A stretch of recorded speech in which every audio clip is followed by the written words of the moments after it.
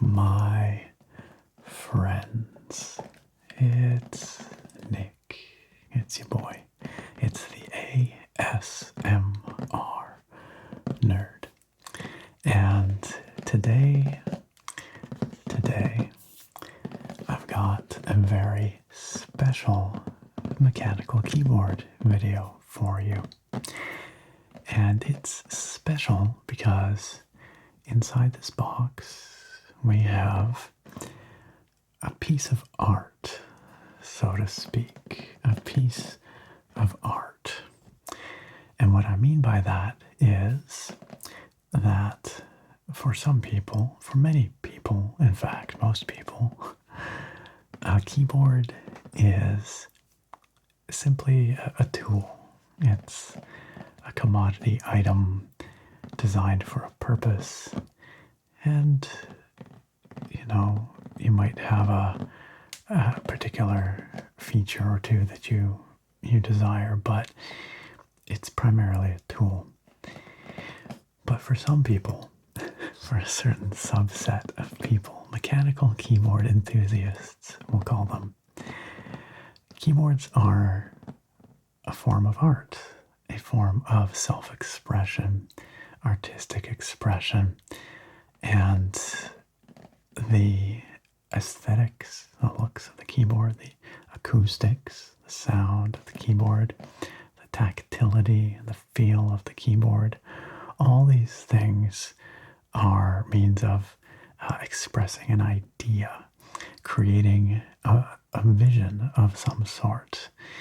And these individuals, keyboard enthusiasts, are willing to go to great lengths to create exactly the keyboard and exactly the vision that they want. Often more than one. Many enthusiasts have a whole collection of keyboards, different expressions for different ideas, concepts, feels, aesthetics, sounds, right? So if this all sounds a little bit pretentious to you, I understand. I understand. It is very much a luxury. These sorts of art keyboards are certainly a luxury, but they are a delightful luxury to indulge in if you are so inclined. And so that is a very long-winded way of me saying that we have such a keyboard here in this box. In this box, we have the SIN65 keyboard kit from Wind Studios. We are going to be unboxing and assembling this kit here today and creating, by the end of the video, a piece of art. And if you like what you see here today, if you would like to indulge in such keyboard art, you can find a link down below at the top of the video description to the group buy for the SIN65. The group buy should be live by the time I publish this video, and it runs to October 19th, 2023. And this is a fairly common format for these premium luxury keyboards to be sold. Rather than being continuously available, there's a limited window in which to purchase and acquire these kits. And so that does lend them a certain kind of exclusivity as well. And so if you're interested, click on through on that link down below and get in on that group buy while you can. There are, as you'll see, a variety of colorways, a few different options for wired or wireless, and those sorts of things. So I must admit, before this video, before this collaboration, I should say, I had not heard of Wind Studios, but when they reached out to me, I took a look at some of their past keyboards, and I took a look at the SIN65, the SIN65, I might make that mistake a few times. It looks like it says SIN on the front, doesn't it? But the inspiration behind this keyboard is the sine function from trigonometry. So you might remember from your high school math class, your trigonometry, sine, cosine, and tangent. So the inspiration here is the sine x function, a regularly repeating wave function. And you'll see how that's integrated into the style and the design and all that. But that's the inspiration here, which is why it's called the SIN65. Anyway, I took a look at what they were putting forward with the SIN65, and I was immediately sold. I knew I had to do a video with this board because the attention to detail looks immaculate, and you really get the feeling that Wind Studios is a boutique keyboard creator that loves mechanical keyboards just as much as us enthusiasts do, because these are not, high sales volume items. This is not a, budget-oriented sub-$100 commodity product. It is something intended for, again, people who really want to express themselves through their keyboards. So I think it's going to be very special. Now, granted, I've not built it yet, have not unboxed it yet or seen it, aside from the pictures on the Wind Studios website. But my hope is that this is going to be a beautiful keyboard. It's going to be an amazing sounding keyboard and a very functional keyboard as well. There's no reason it can't be artistic and functional. So, in addition to the keyboard kit here, which comes with the case, the PCB, a couple of plates, all the screws you need, and some stabilizers, which Wind Studio has sent. Wind also sent over some switches, which I'll be using in today's build. I've never heard of these switches before. They are the SOTC switch C-Millet Raindrop switches. Raindrop switches. Raindrop is a very pleasant sound, and I could see why you would want to, evoke that imagery, that sound for your key switches. C-Millet, I'm less sure about. I don't quite know what that means. As far as I know, millet is a grain. So, but anyway, we will see what these are about, and we will be building with them. They are linear switches. As you can see, here's our force travel diagram, so they should be nice and smooth, and I hope they sound nice. And then we've also been supplied with some keycaps. The E-PBT Glacier set. So we'll, of course, see that later. But let's start with unboxing our SIN65 kit here. So it comes in this lovely box. We have this ripple pattern on the front, which actually really plays nicely into the raindrop switches, doesn't it? But these concentric circles, I believe, are meant to represent the sine x function, which is actually a little strange because sine of x has a regular periodicity. It cycles every 2 pi between 1 and -1. Whereas here we see the ripples expanding outwards, getting, the space between each ripple getting wider. It doesn't matter. It really doesn't matter. But just occurred to me. Anyway, that's the inspiration. We have a sign here in a flowing script, and it is in a embossed in gold foil. Up on the left here, we also have wind embossed in gold foil, and sign there again. Very classy looking box. Around the front, sign. Around the back, nothing.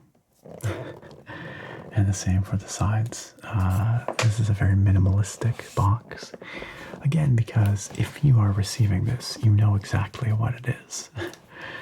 This isn't the kind of thing you would find on a store shelf. This is the kind of thing you deliberately seek out and purchase. So you probably know what you're getting into. But it is a very aesthetically pleasing box, I would say. And to get inside, the top just lifts right off. Like so.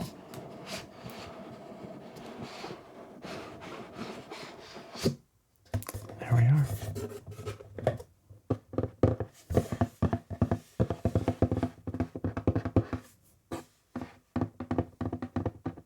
Sounds nice, doesn't it? Put that aside for the moment. Inside, we are greeted with black foam. But we can lift it up from over here. And underneath, we have an installation document, which I presume is an assembly guide. That's my hope, at least.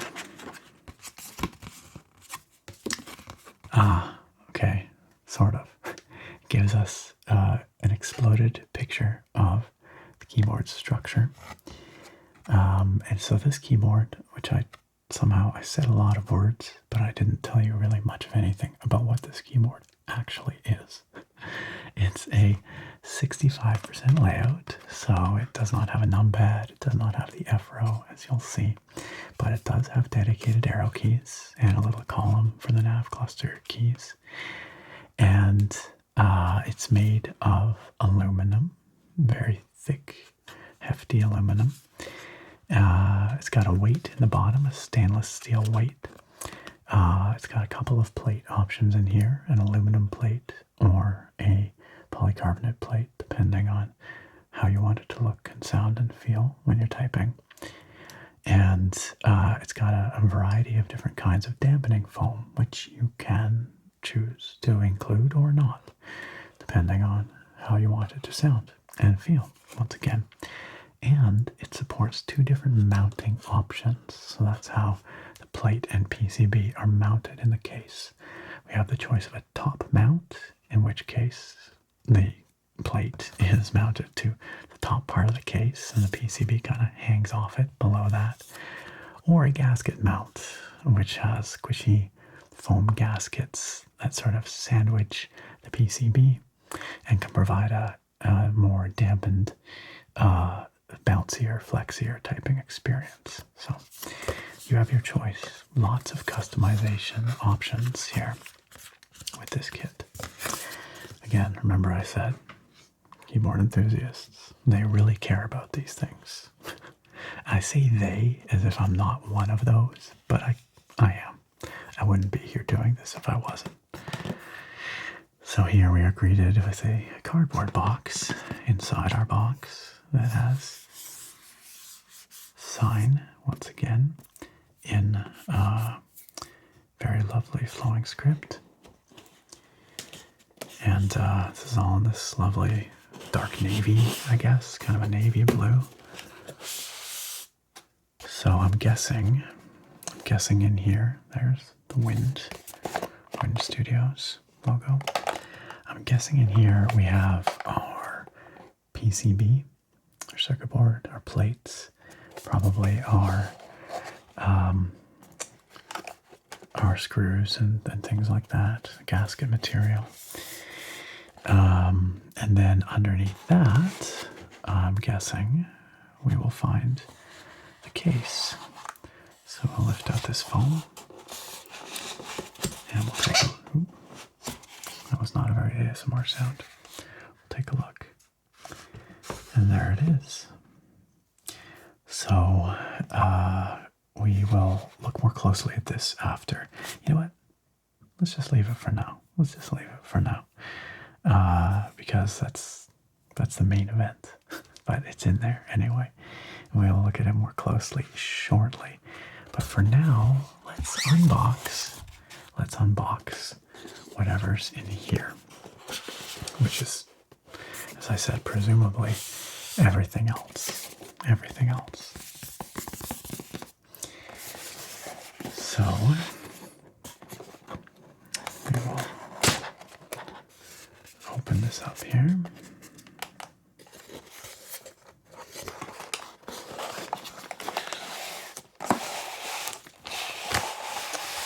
And pull out our goodies. So, lots of items here.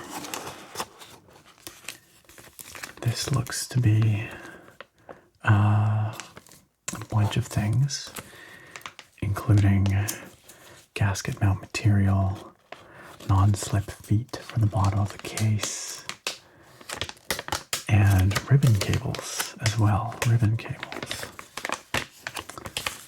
Screws too, I reckon.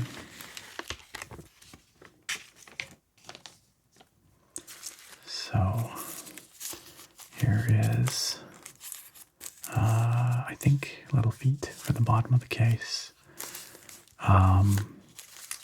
Some additional IXPE foam pads.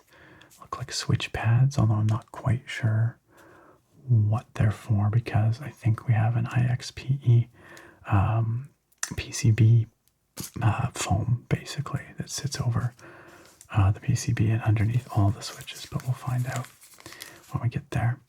This is the daughter board with the USB Type-C connector, as well as the plugins for the batteries. This is the wireless version I have here, which has Bluetooth. So there will be a couple of batteries in here.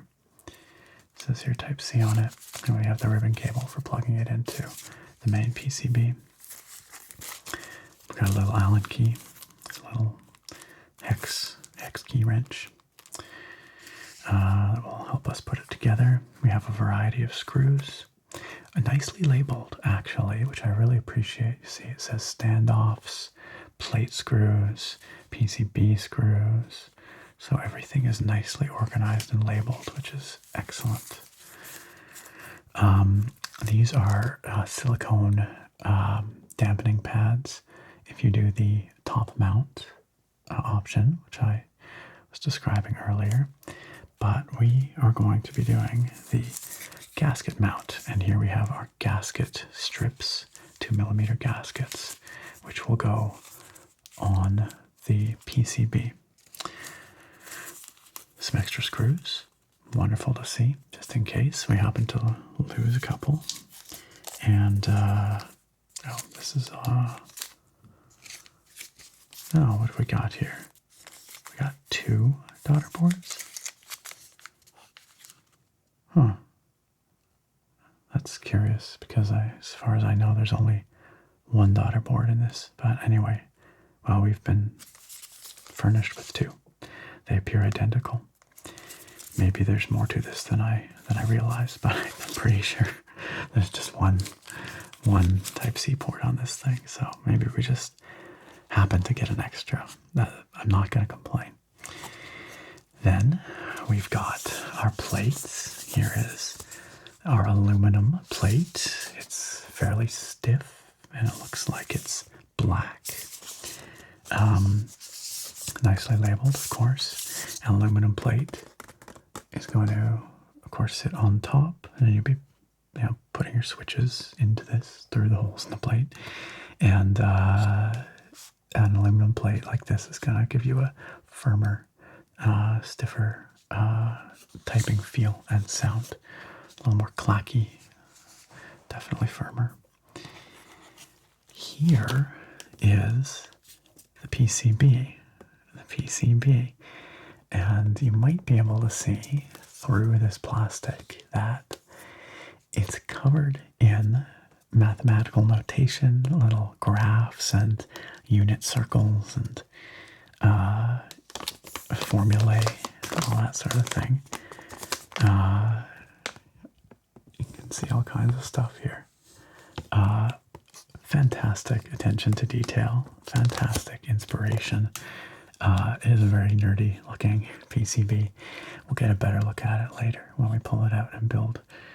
But you might also notice, perhaps, that it is a hot swappable PCB. It comes with hot swap sockets, which means no soldering required. We can just plug our switches in, and in the future, if you ever want to swap them out, you can do so without any trouble. So that's really fun. It comes in the anti-static bag, of course. Here we have a whole bunch of case foams, a bunch of different foams. So, yeah, foam kit, they say right here. So in here we will find battery foams that sit over the batteries. We will find a bottom foam that will sit in the bottom of the case. We will find a PCB foam, that IXPE dampening foam, and then one that sits in between the PCB and the plate as well. Maybe some other foams as well. There's a lot in here. And this one, as you can see, will sit underneath the PCB. It accommodates the hot swap sockets. That's what all those cutouts are. So, and again, you can use all of them or none of them. Wind Studio was careful to point out to me that they tested the acoustics both ways with, no foam in there to make sure it still sounds great even without the dampening foam, or fully loaded with all the foams, or anywhere in between. It's all about your personal expression, how you want your keyboard to sound and feel. And then underneath that, okay, so this is an interesting one. This foam here is a 5mm pour-on foam if you want to go with a plateless mount. I didn't mention this before, but this keyboard actually will accommodate a plateless mount, which I've never tried or experienced before. But instead of having an aluminum plate on top, or indeed a polycarbonate plate like this one here, you just forego the plate entirely. This foam sits on top of your PCB, and then you just plug your switches in straight on top of the foam, and they're held in place in the sockets. But that sounds wild to me. I've never tried such a thing. I'm tempted to give it a shot here, but I think I will probably be sticking with the traditional plate design and going with the polycarbonate plate, which should be nice and soft and flexy. I mean, you can see it is. It's very flexy.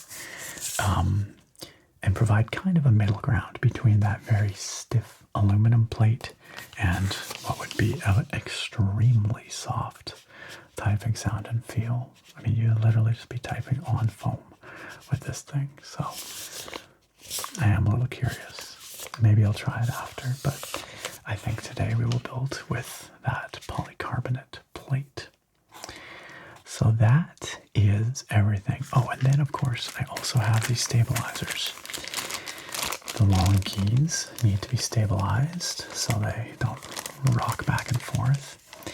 We've been given a variety of screw-in stabilizers here.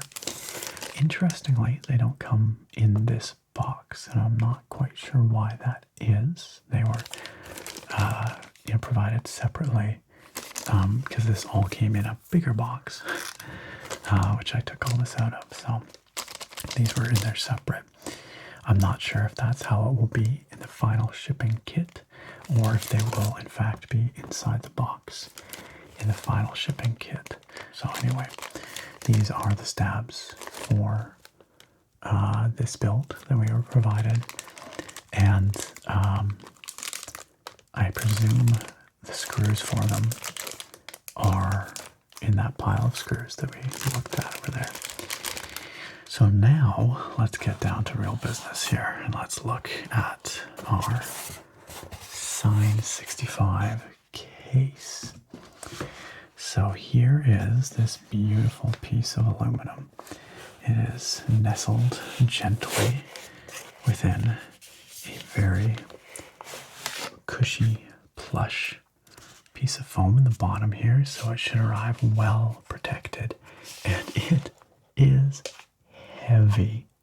It is really heavy. This is a big chunk of aluminum, definitely nice and thick. They have not skimped on any of the thickness here. So it has a lovely weight to it, which is going to feel so nice on your desk.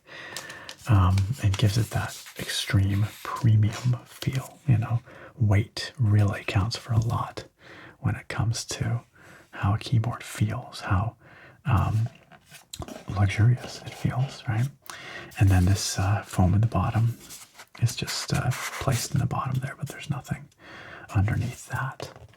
So let's move the box aside and let's take a closer look at our case. Now, you can see here we have a label that tells us that we have several different options for colors. We have gray, orange, black, light green, off-white, or semi-transparent.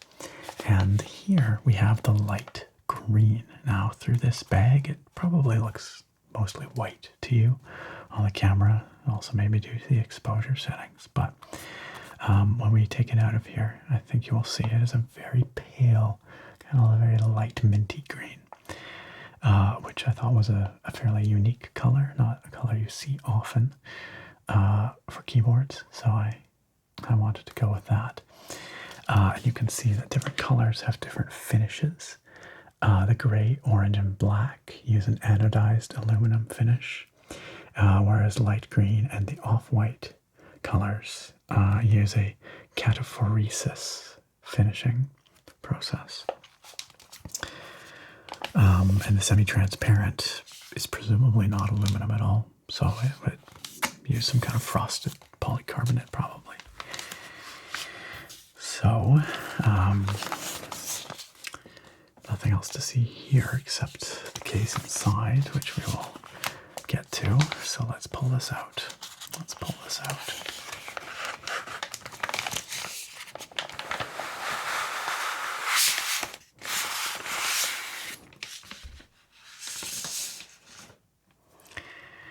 And there we have it, friends.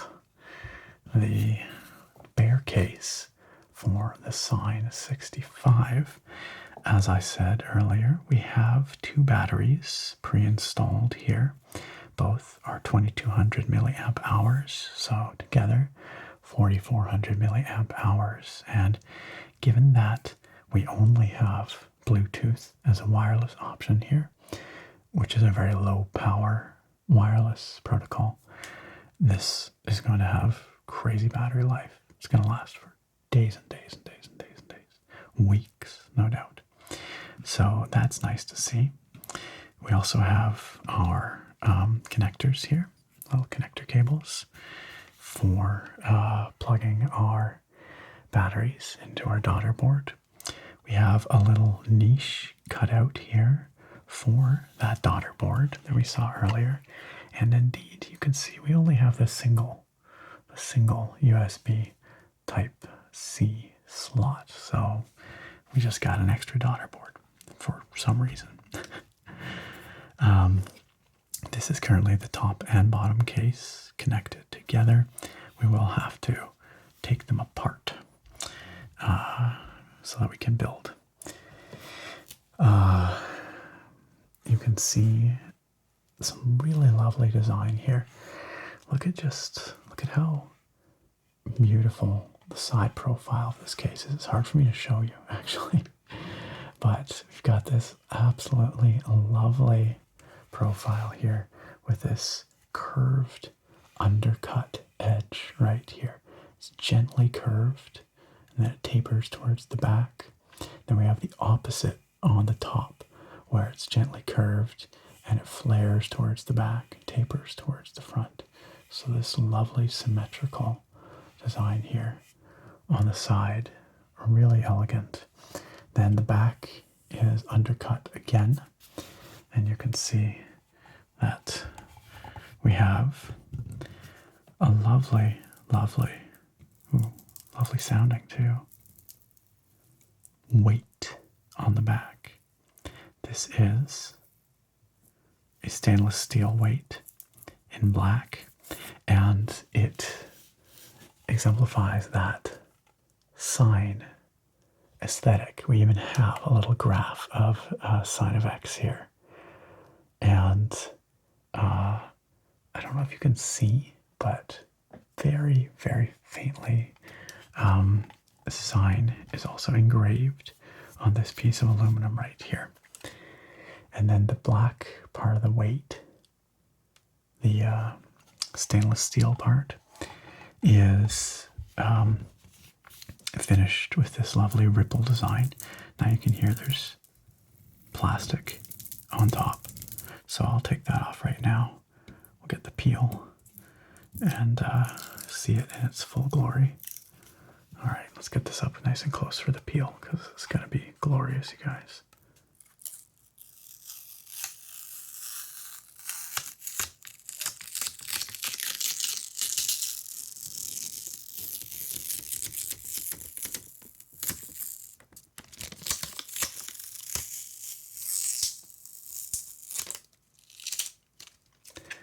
Now that is an ear-to-ear peel.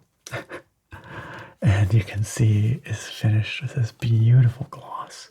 Amazing gloss finish that catches the light just amazingly. It looks like, almost looks like a vinyl, doesn't it? But it's got that ripple pattern. Catches the light differently based on how you turn it there. But that is what I mean when I say this is a piece of art. As you can see, great care has been given to the aesthetic elements, the form, the feel, the looks, the function as well. So there's that. And on the top here, I didn't really point it out, but it is beveled a little bit along this front edge, more than a little bit actually. It's a pretty substantial bevel here.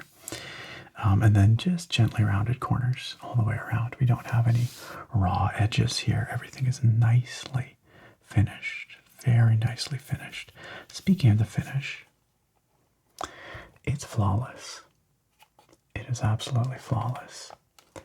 There is not a single blemish to be seen. This finish is pristine. And of course, we have a little bit of an angle to this board, as you probably saw. It's got a natural typing angle to it, 7 degrees, I believe, 7 degrees. No feet that flip out or anything like that. So it's a fixed 7-degree angle, but that's fine by me. And it is such a looker. It is so beautiful. Just gorgeous. Isn't it pretty? So, we've unboxed everything. I think it's time that we start building. So, let's put this thing together. Okay, so even though we just spent all that time admiring the case, I think we're going to start by constructing our PCB plate sandwich, as we do. And we're going to do that by taking the PCB out of its anti-static bag. Now, the recommendation is usually to test your PCB before you put everything together, because if there's an issue, you want to know that before you go to all the effort of installing your stabilizers, putting everything in the case. And that's good advice. That's good advice. But it's good advice that I'm going to ignore today. And we are going to just build this thing and hope for the best. Now, getting this out of here is proving challenging. It's actually a very tight fit. Very tight fit indeed.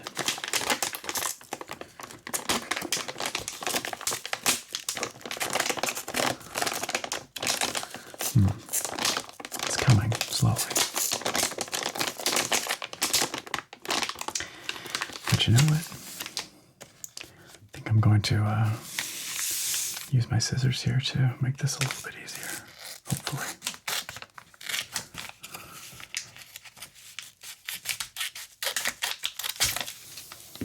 Like so.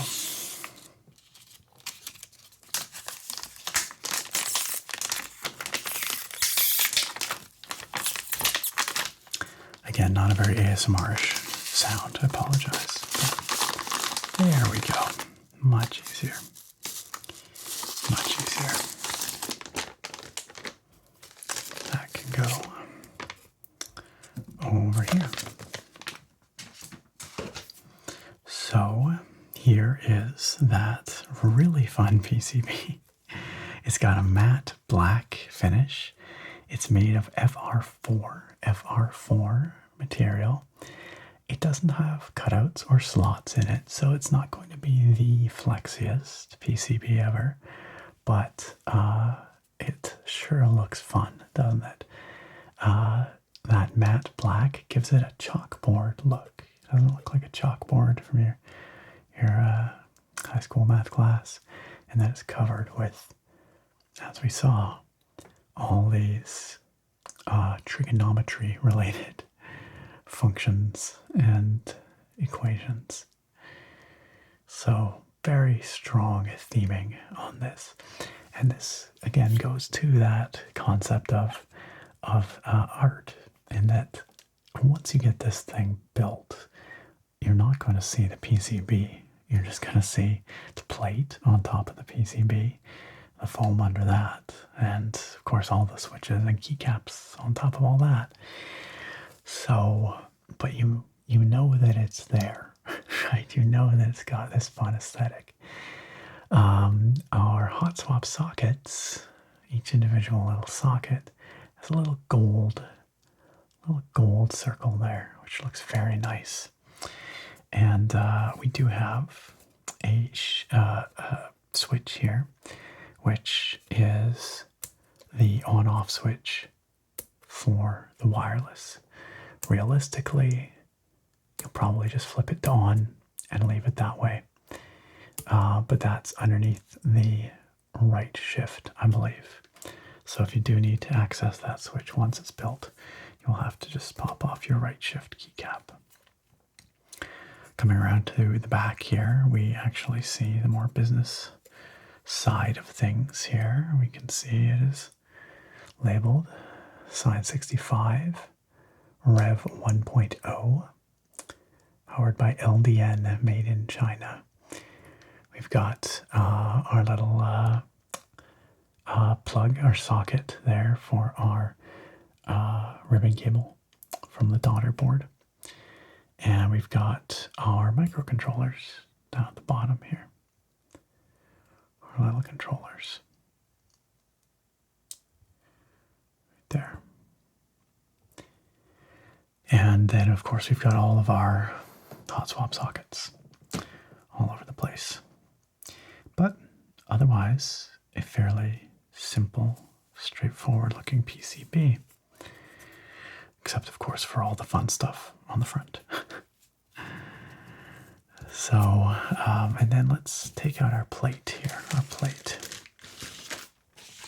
So, as I said, I think I want to use the polycarbonate plate. We won't be installing this right away. First, we're going to have to put the gasket strips onto our PCB here, as well as install our stabilizers. And maybe I'll do stabilizers first, actually. But let's just pull our plate out here in anticipation. And just take a quick look at it.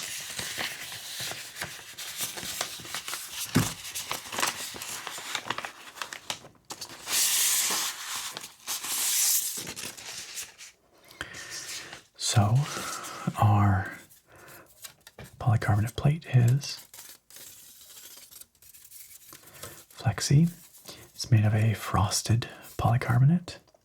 Lots of flex and bend there, but this should make for a nice bouncy flexi typing experience. That's the hope, anyway. Although it's semi-translucent and frosted, you may have noticed this keyboard does not have any RGB. There are no LEDs on this board, which is a fairly common thing in higher-end boards and kits. I've always been a little perplexed by that because, you know, if you don't want to have the backlight on, you don't have to, but it's kind of nice to have the option should you want to. But for whatever reason, the enthusiast keyboard community has decided that, truly high-end boards don't need LEDs. Maybe they're too gaudy or something. We have one LED, I should point out, which is going to be the indicator for caps lock and other things. It's right there.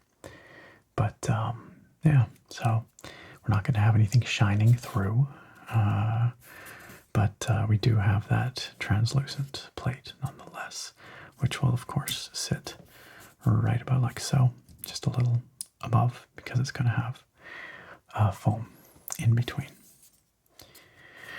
So for the stabilizers, let's pop these out. Let's take a closer look at them and then get them installed. So these are perhaps a little bit different than what you might be accustomed to if you have ever looked at the stabilizers on a keyboard before. Typically, on more mainstream-oriented keyboards, you have plate-mounted stabilizers, which just clip in on top of the plate. These are screw-in stabilizers, so it'll screw in through these little sockets right here, clips in on one end, this end screws in on this end, and they're screwed in directly to the plate. And people claim that makes them more stable. I don't know that it really makes a huge difference, but these screw-in stabs are generally favored for premium keyboards, for high-end keyboards. So that's what we have here and what I will be installing on here. Now, there's a whole art in and of itself to installing and tuning stabilizers. The process of tuning stabilizers is how you make sure these things are buttery smooth, no rattle, no tick, no slap, nice and smooth, dampened, silky. There's a number of ways you can do that. My favorite way is the Band-Aid mod and the Holy mod, which also uses Band-Aid. But these mods use just little pieces of fabric Band-Aid along with lube to ensure that there's really nothing to click and rattle. Everything is kind of moving against a dampened or lubricated surface. These, of course, are not factory lubricated because we are putting this together ourselves On pre-built keyboards, you will often find stabs to be factory lubed, but oftentimes the factory lube job is pretty poor. It's much less common that you find them dampened, or Band-Aid modded, or padded at least. Anyway, I'm going to do this myself. I will not take us through the whole process here today because it actually takes a fair bit of time, and in the interest of moving this video ahead, moving it along, I'm just going to do this and then skip ahead to having these things installed. But if you would like to know more about how to wholly mod your stabs, there's a fantastic video that I will link down below in the video description. You can click on through and watch it. I can't remember the name of the YouTuber that does it, but it's very well done. Honestly, better than what I would do here. So I encourage you to check that out, and I will go ahead and get those stabilizers installed, and then we'll get back together here in just a moment. Okay, so I did some work on this PCB, as you can see, and here it is with the stabilizers all installed. We've got our left shift over here, our space bar right along the bottom, the enter, and the backspace. And of course there is no right shift stabilizer because it's a shortened right shift given the 65% layout of this board. Now, I was actually mistaken about a couple of things. One is that the stabilizers that Wind Studios provided were in fact pre-lubed. Not much, just a bit, but enough that it made the wholly modding I was trying to do a little tricky, so I had to just take them all apart and rinse them in some isopropyl alcohol to get off the existing lube, and then let them dry, and then I could lube them up the way I wanted, which is a little bit heavier than some people might like, but I like nice, smooth stabilizers, and I just used Krytox 205G0, which is a very popular, common lubricant for stabilizers and switches, and so it's a fairly light lube, and I think that what I've got on there should work just fine. The other thing that I was wrong about is that I do not think that the final kits are going to include stabilizers. And I say this because after closer inspection, I realized the kit doesn't include screws for stabilizers. And actually, neither did the stabilizers themselves. They did not include the required screws because these are screw-in stabs. And if we flip it over here, you can see I've screwed it in on the back, like so. And so fortunately, the screws intended for the top mount mounting option, which are, there's a few of them left in here, the Type C end top, those ones. Fortunately, they actually are just the right size for screwing in the stabs. And so because I'm going for the gasket mount, I'm not going to need all of these. All I need is 2 of them to screw in the Type C daughter board. And so there were enough that I could install the stabs. So that's good. But if you are ordering this kit, I think you should expect to be bringing your own stabilizers, I believe. Seems to be the case anyway. And if that's not the case, I'll put a little something down here at the bottom just to let you know what the deal is. But yeah, plan to bring your own stabs and screws for screw-in stabs. So yeah, I wholly modded and Band-Aid modded these stabilizers. Hopefully they are nice and smooth. Hopefully there's no rattle. Hopefully they have nice, soft, thocky bottom outs. We will find out once we get this thing assembled. So the next step is going to be to install the gaskets on the PCB. We're going to need those for our gasket mount, of course. And those gaskets go on. There we go. These tabs are on the outside, so we've got 1, 2, 3, 4, 5, 6, 7, 8, 9. Is that checkout? Times 2, because we need to put the gaskets on the top and the bottom, so that's 18 total. What do we got here? 1, 2, 3, 4, 5, 6, 7, 8, 9, 10. We've got 20.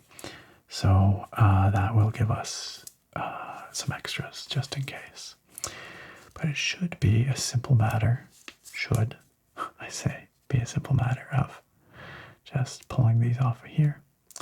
Just little adhesive foam pieces. And then just carefully placing them onto PCB on each of these tabs, like so. It's not quite the straightest, but it'll do. And we will do that top and bottom, top and bottom. So let's do that. It's a pretty tight fit. It really just fits on the tab. So, yeah, that's a little better. A little bit better. You could use tweezers for this if you wanted. I do have some over there, but I don't know, it seems just somehow easier to do it by hand for me.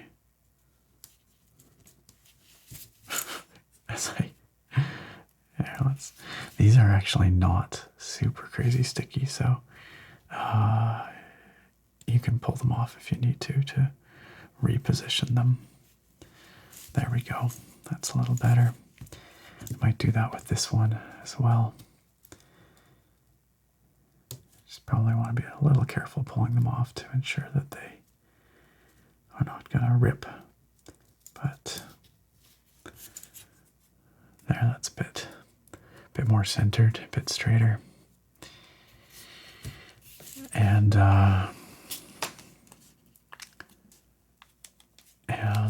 that's nice that they can be repositioned if necessary.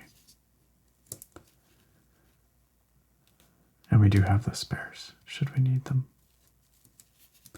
But hopefully we don't. Hopefully we don't. There's that. So the idea of a gasket mount, of course, is to isolate the PCB and the plate. And the hope being that by doing that, by isolating it from the case and providing it this cushion, that you improve the acoustics of the board and the feel. A well-implemented gasket mount results in a springier, bouncier typing feel, and usually a really nice, kind of dampened, thocky sound signature. Not all gasket mounts are created equal, though. I've definitely typed on some boards where they were not that effective.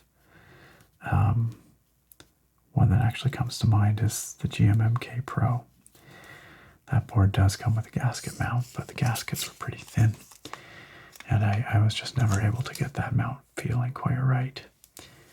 But the hope is that this setup here for our SIN65. Oh, my stomach is chiming in. For the SIN65 will work out well.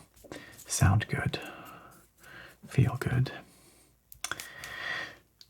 You notice I'm handling the PCB here just with, bare hands. I'm not using an anti-static mat or a, anti-static wristband or anything like that.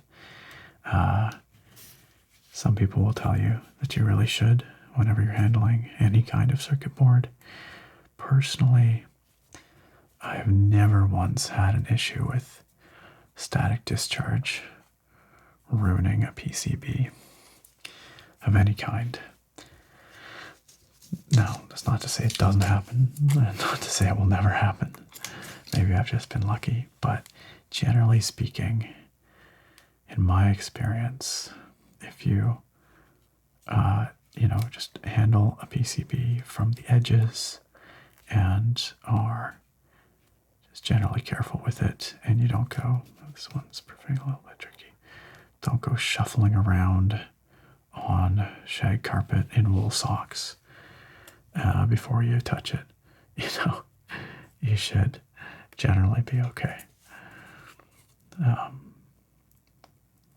course, one of these days I'm going to say that, and then I'm going to regret it. Maybe that's how people who use anti-static mats are born.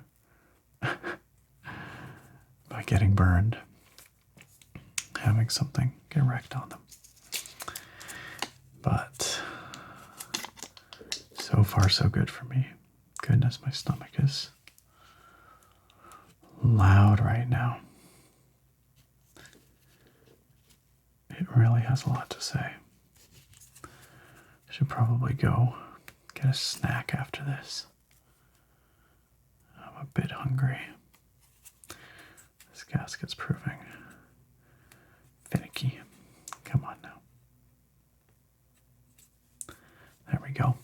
They don't have to be perfect, right? They just need to provide the cushioning that's required. So if they're like slightly cockeyed, that's not a problem. Shouldn't be an issue.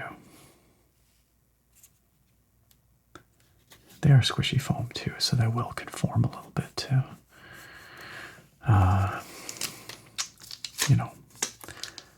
the little indentations where they are going to sit. That one went on without hassle. Maybe I should have turned this around instead of trying to work on the top side there. It's easier when it's close to me.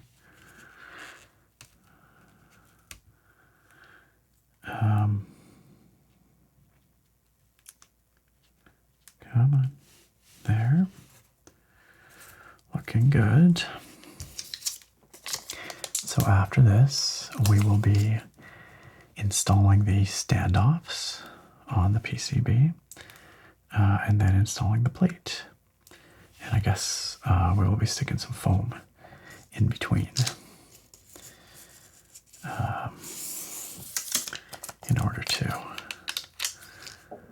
make sure it's nice and dampened. Again, the foam kit comes with a bunch of different foams, which you can optionally use. But I do like a nice dampened sound. And so I think that's what I'm going to be shooting for here with lots of case foam. Okay, and there we have our gaskets installed all the way around on each tab here, front and back. So let's hope they do their job well and we get a nice dampened flexi plate or PCB and plate typing experience. So we will need from here PCB screws, or those are plate screws. These are PCB screws. These are standoffs. And I got a little bit of, you can see I got a bit of lube on the PCB. It doesn't matter really. It's non-conductive and it's You know, you're not going to see the PCB once we get it in there, but this matte finish on the PCB is very prone to picking up oil and grease, just FYI. So where do our standoffs go? Looks like we have one right here, one right here, one right here, and one right here. Those are the ones I see. So the way this is going to work is we're going to take our PCB screws and I'm going to just dump them out on my little magnetic screw holder here. It looks like we've been given some extras, which is nice. And then we're also going to take our standoffs and do the same.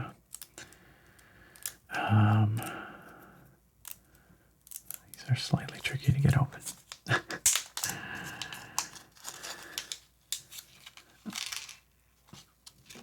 They are actually non-magnetic, it looks like, unless I have the wrong side. No, this is the magnetic side. Okay, so they're probably aluminum. But that's okay. We'll save the plate screws.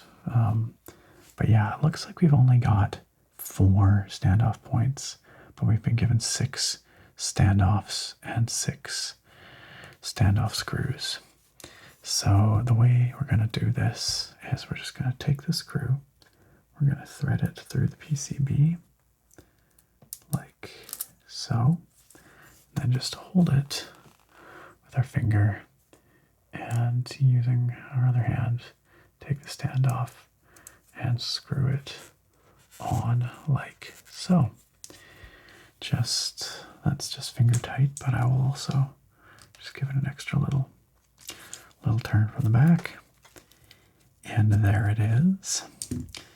The standoffs are, I believe, they're actually not the same each way. I wonder if there's a preferred orientation. It looks like we've got kind of like a little knurling on this end and none on that end, so I assume the knurled end faces outwards, because that way you can grip it and screw it in with your fingers there. So we're going to do that times 4. We've got this one right here.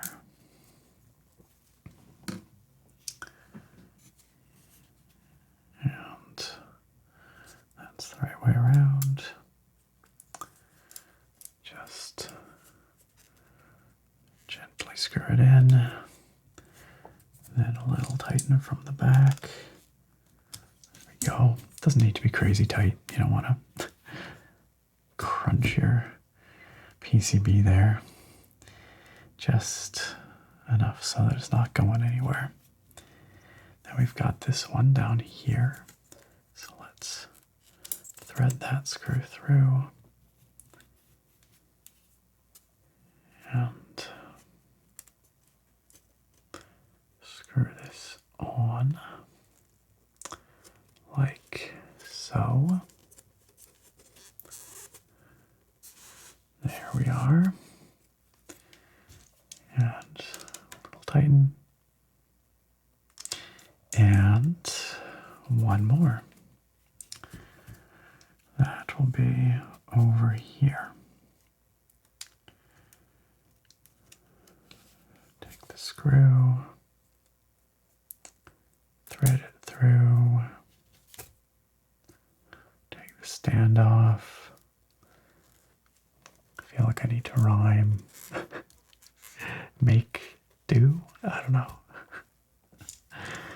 All right, and just that little tighten down there. And there we are, standoffs installed, nice and easy. Let's put our extra screws away and the standoffs as well. That's nice, they provide so many spares. And by so many, I mean 2. But, you know, that's enough that if you lose one, you're still good. If you lose 2, you're still good. And then the plate screws. So we will use those in just a moment. But first, I'm actually going to open our foam kit here, because there is the IXPE foam, which is going to sit on top of the PCB. And we're going to have to position that before we put the plate on. And the same goes for the foam, the other foam that sits between the plate and the PCB. So that can go over there. So these are battery foams, and we will use those in the case, probably. Here is our foam that's going to sit on top, like so, but we'll do that in a moment because first we need this one. This one will sit underneath the plate in the bottom of the case, or underneath the PCB, and this one will sit right underneath the PCB. So it'll go, this one goes in the bottom of the case, then this one on top, then PCB on top of that, then the IXPE foam on top of that, and then the plate foam on top of that, and then plate goes on there. Ta-da! There's our messy sandwich. But yes, let's do what we need to do here. Let's do it properly. So this one looks like it has all the cutouts we need already. And now the one thing we are going to have to do is just ensure that these tabs go under the stabilizers, because that's how this is designed. So there's that. And it slips right over our standoffs. That's excellent. And this has to slide under our spacebar stabilizer, and this over here just sits right in there. And there it is. So that's good. That all works nicely. And this foam is for basically sitting under each switch, and will dampen the bottom out of each switch. You can also get like individual little stickers that you put on under every single switch, but that's a pain. And in kits like this, where they have a custom made foam that's cut to size, so much easier to just put the whole piece on like that. And then we have our plate foam that sits between the plate and the PCB. So we should be able to just lay this like so. Now it looks like we are actually going to have to cut the foam slightly here because our stabilizers interfere with the foam right there. But that's okay.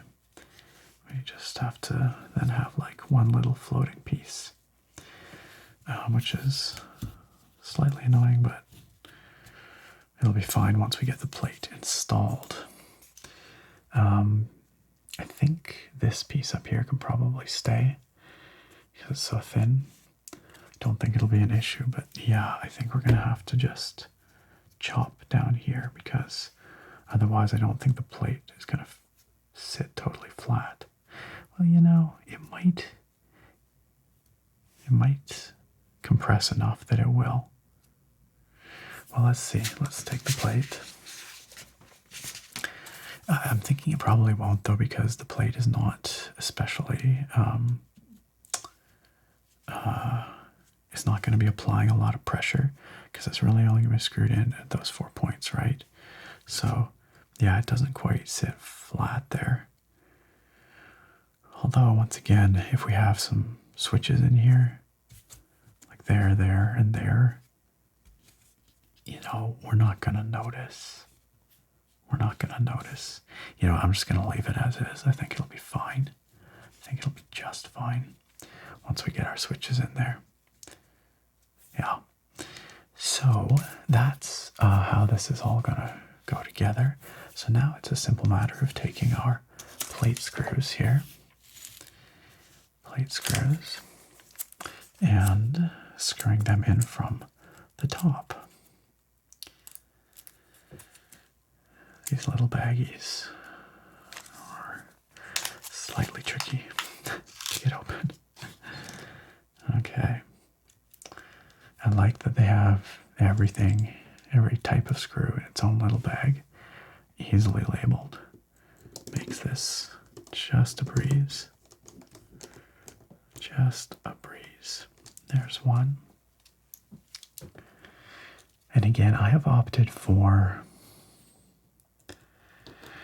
the polycarbonate plate, the PC plate here. And this one's not quite threading. There we go.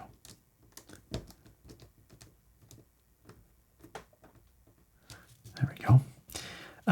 That is an option.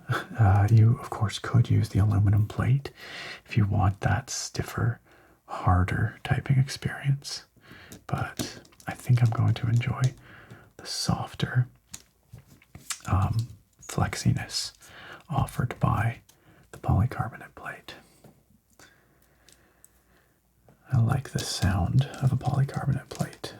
I haven't really showed you this process, but it's really, really simple. I'm sure you can figure out what I'm doing. I'm just screwing these into the standoffs that we installed earlier. And there it is. There's our completed plate PCB and foam assembly, our sandwich. So it's nicely put together, firmly held in place. We've got our gasket mounts. So now we have to pop this into the case. So let me just put these extra screws back like so, and move a couple of these things out of the way. I think we're all done with these small screws. And we're all done with the gaskets. We're going to need these little screws just to put in our Type-C daughter board. So let's do that now. So here is that lovely case, that beautiful aluminum case, that piece of art. Now we're going to have to open this up to get our stuff in there. And it looks like, all right, forgot I had the battery foams. They can come out for now. It looks like the case itself opens up. Let's just do that, put that up there. Opens up with the included hex key here. So you could, of course, use just a little driver, a hex driver, if you have the bit for your screwdriver, but I will use the included key there. We can put our screws over there. And it looks like it is held together with 6 screws. 6 screws. And I believe we actually have 2 of these screws as spares. There was a little package of spare screws that we saw earlier, and I think it contained 2 of these. So Wind has really made sure that we have ample extras. I guess they expect us to be dropsy, dropping screws all over the place. I don't know, losing them. You know, sometimes you do strip a screw by accident, especially the small ones. So it's always great to have extras. Hopefully you can see the color of this case a little bit better now. I turned down the ISO a bit so that hopefully the bright, light, very pale green is visible. That being said, I am, as I have said, color deficient. I sometimes say colorblind, but I really should say color deficient. I struggle to see subtle colors of many shades. This one is no exception. If you told me this was just white, I'd probably believe you. But I am told by both the wind and by my fiance that it is a very pale green. So, all right. So now we should just be able to lift this out like so. Very easy, very easy. So let's actually do it this way. Let's put this like that. And let's put this like, what am I doing here? Oh gosh, now I've forgotten how this is. That's there. So let's do that. There. And I'm setting it up this way just for ease of installation. So what we can do is we can take our plate and PCB sandwich here, and we can take it like this and plop it into place. And it sits quite nicely in its little gasket grooves. Here, let me move this up so you can see it better. So these little tabs on the plate that have the screw holes here, these guys, those are for if we were doing the top mount. And you can see if we were doing so, there's corresponding holes to screw it in on the top portion of the case, but we are not using those. Instead, our little gasket tabs are slotting into these other spots here, the ones without the screw holes. And so it just sits very gently on top there, and we get a nice squishy, bouncy mount. Make sure that all of our case foam is properly positioned. It appears to be so. So let's move this down a little bit. Let's move this in because we do still have to install our daughter board, our USB-C daughter board. So the USB-C port is on this end, so that is going to align with the back of the case right there. You can see that slots nicely into that cutout in the case.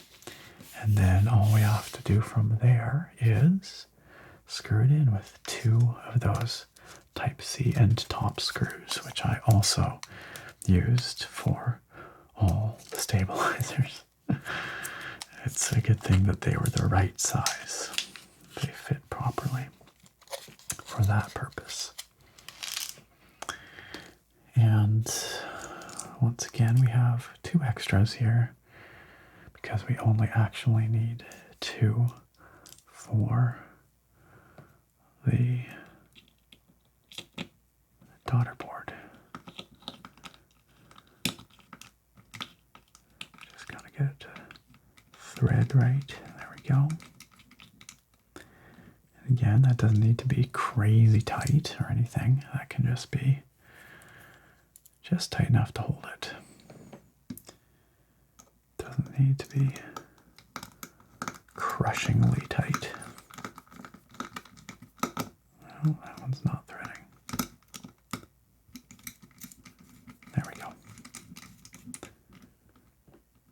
Okay. Good. So daughter board is in place. And then we should be able to pretty simply just flip up our little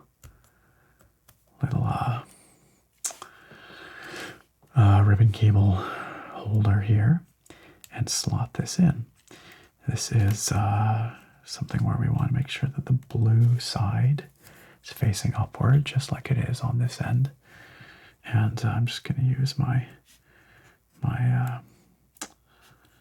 tweezers here to ensure that this is in securely, and it seems like it is. It's not very far in, but I guess that's about as much as it needs. And then we can close that and give it a little test tug here. Yeah, it does appear to be secure. So that is that. Now let's see what our foam situation is here once we get these little screws away. What do our foams look like for the rest of this? Oh, actually, one more thing. Wouldn't want to forget this. We have to plug in our battery connectors. You see we've got these little connectors sticking off each of our batteries. I probably should have done that. Actually, you know what? We'll redo this in a second. Let's remove that ribbon cable just for now, because that way I can show you this better. But our daughter board here has these two little connectors, and we have our little cables here. They have two wires, one red, one black. We have to make sure we orient the connector properly in the socket. For this setup, red is positive, black is negative. So we want to make sure that we plug it in accordingly. So that looks like if we want red positive, then this has to go in this way, this way. Now this actually probably would have been easier to do before I screwed in the daughter board. Because then I wouldn't have to finagle these things in. But I think with the help of the screw or the tweezers here, I should be able to do it. There we go. So that just slots in there like so. And on this side, the polarity is reversed. So we have positive up here, negative down here. And so we just need to, again, make sure that we've got our connector going in the right way. And that should be the right way. Just have to get it to slot in there happily. Come on now. Don't be difficult. It's being difficult. Let's just slot in. Doesn't want to sit quite straight. This really shouldn't be this tricky. I'm just struggling. My stomach says, "What you doing?" There we go. All right, so both sides comfortably slotted in. And then let's just take these wires coming out of the battery and make sure they're just tucked down into this little groove here so that it's not going to, they're not going to interfere with the PCB and the foams. Don't want to bend these too tight, but I think they should just comfortably kind of slot down in there. There we go. Good. So that should be just fine on both sides there. Perfect. All right. So that's the completed daughter board assembly. This is technically the right way around, I guess. And the batteries. So we will do this once again. We'll bring this top part in once again, and we will reinstall the ribbon cable.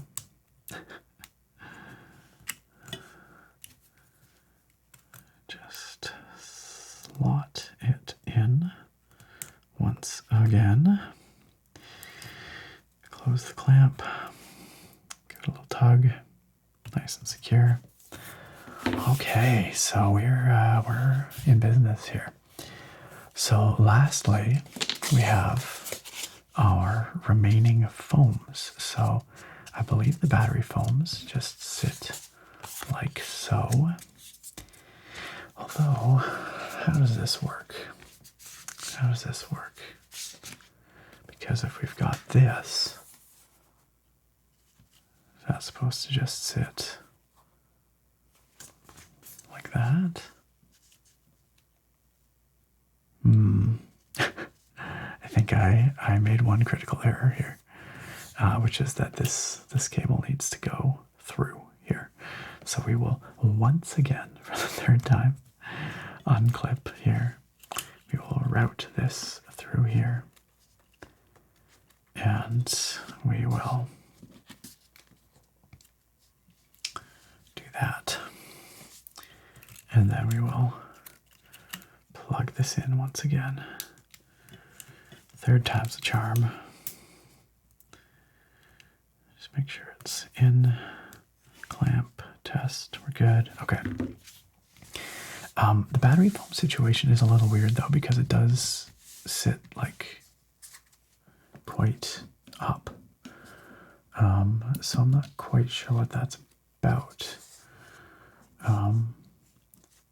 Maybe we don't want these in here. I don't honestly know. They just kind of sit there, you know, and they mean that this is going to sit up a lot, and I don't know if that's going to then, you know, make it so there's not enough room in there. But what I do know we're going to want is this foam here, which is going to sit like so. Did you guys see that raven there? And oh, would you look at that? I'm an idiot. And I forgot that we need this to go under here. So fourth time is the charm. This poor ribbon cable. This poor ribbon cable. It's fine. I'm not being rough with it or anything. Okay. There we go. There we go. There we go. It's all good. So that should be comfortable like that. Obviously, it has nice little spots for all these hot swap sockets. This, we're going to just try it like this. I'm going to flip this over, put this on top of here, and we'll see how this goes together. It just seems a little odd to me that this part is raised up so much. Like you can see it, right? Because those battery foams are under there. So maybe we end up taking those out.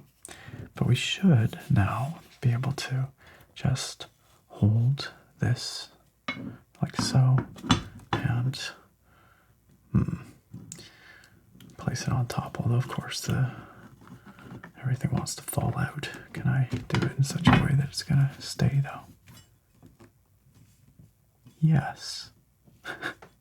The answer is yes. Okay. So there is our situation. And you know what? I do think this is going to work. I do think that there's room in there to accommodate those battery foams, which makes sense. I mean, it's, you know, what it's made for. But it is a little bit bumped up here. Well, let's see what happens when we screw in these case screws, if it's going to be a real tight squeeze here, or if we can put these in without too much issue.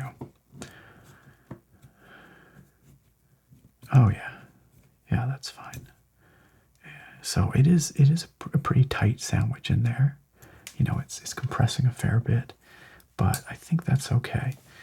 And I hope that that is going to produce a, a satisfactory sound signature. But as I've said several times, you can always opt out of any of those foams. Now I'm not screwing these case screws in super tight because I don't really want to, hyper compress all that foam in there. Oops, I've already got a screw there. We should probably do this one.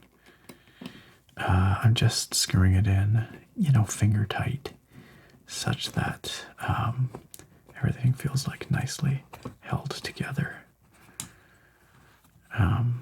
And, dense. I don't really want air in there, personally, but not squashed. And it feels like, yeah, it's designed to accommodate all that foam. A-okay. A-okay. Okay, there's that. Here's this.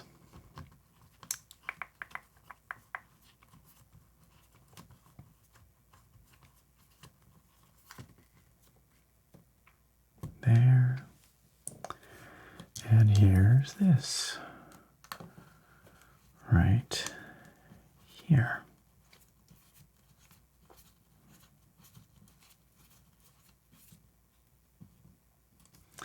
Perfect. And the machining is so fine. It's just such a perfect fit in there. It slots right in. That's lovely. The one thing that's left for us to do on the back here is the little anti-slip feet, which are here in this little baggie. And they don't want to come out. There we go. And it looks like for these, they are just adhesive, and they pop right off, and they go into these little notches, like that. There's one. There's two. One thing that I did not show you guys is that this weight, technically removable. There are screws underneath the batteries and running just below them where you could remove that weight if you wanted. Now, I don't know why you would, because it's beautiful, and it's always nice to have a little extra weight in the bottom there to give your keyboard that feeling of solidity. But if you did want to remove it, you could. But it came pre-installed here, so I've just left it. It's possible, I'd have no idea, but maybe Wind will be offering some alternative weights in different materials or colors at some point. I don't know. Anyway, there are our little feet. 1, 2, 3, 4. And if we flip it over, there is our keyboard. I'm just checking to make sure that the plate is not doing anything weird here, but it doesn't seem so. It looks like we have good flex on all the sides, and in the middle here too. I guess by stuffing all that foam in there, we may have reduced the flexiness, the bounciness a little bit, but it still feels like you can see there's some flex to that plate, especially in the corners. Up here on the separated escape key, which is a nice little aesthetic feature.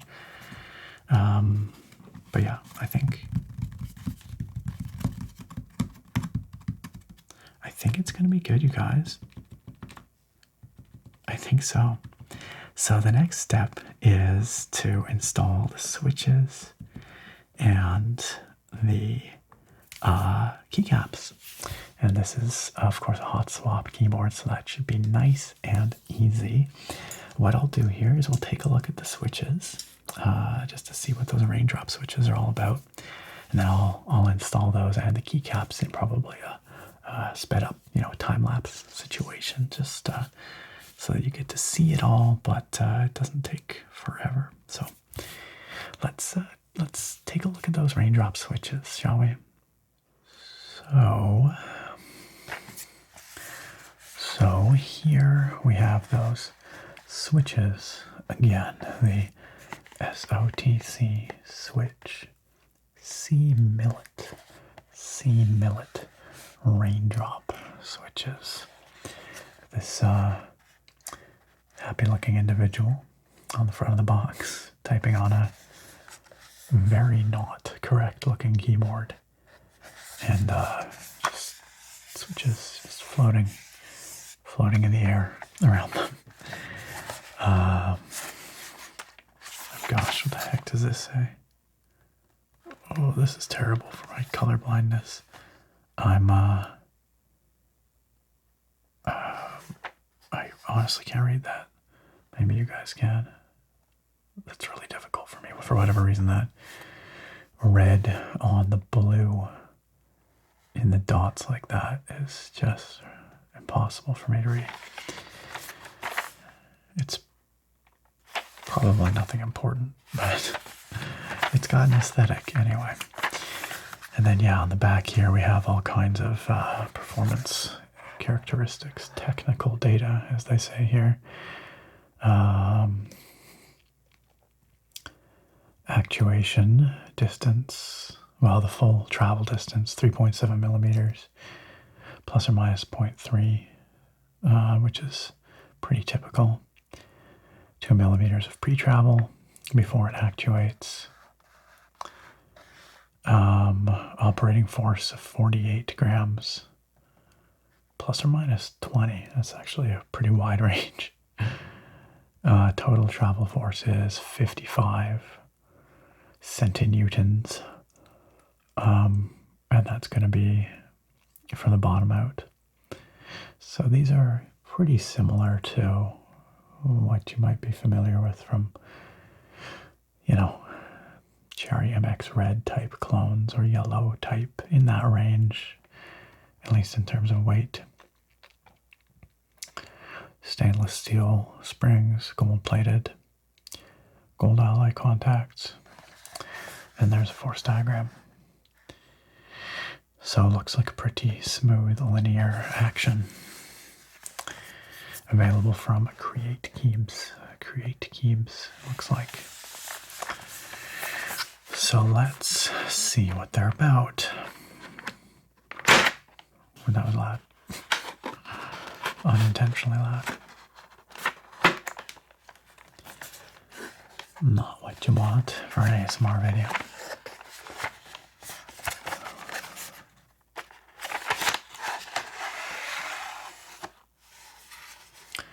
So this box makes nice sounds.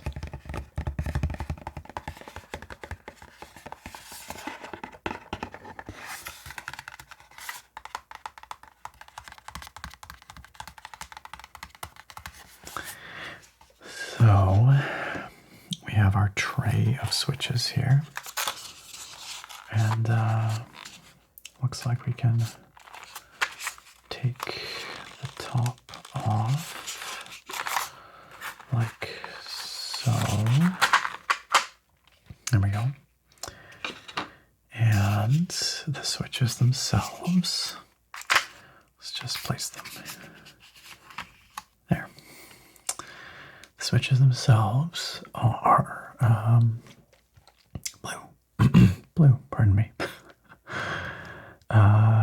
We've got these blue opaque upper and lower housings. We've got a 5-pin design, the pins on either side, and of course our copper contacts here, and the central post. And then this semi-translucent white stem. And I don't know what these materials are, but the stem feels like a softer material, not like a polycarbonate necessarily, but something more like a POM maybe. It has that softness, slight slipperiness to it. I'm not sure about the case. Could just be polycarbonate, I don't know. Anyway, it's a nice looking switch. Not too stand out visually, but it seems nice. But of course what matters is the performance. How does it feel? How does it sound? So let's see.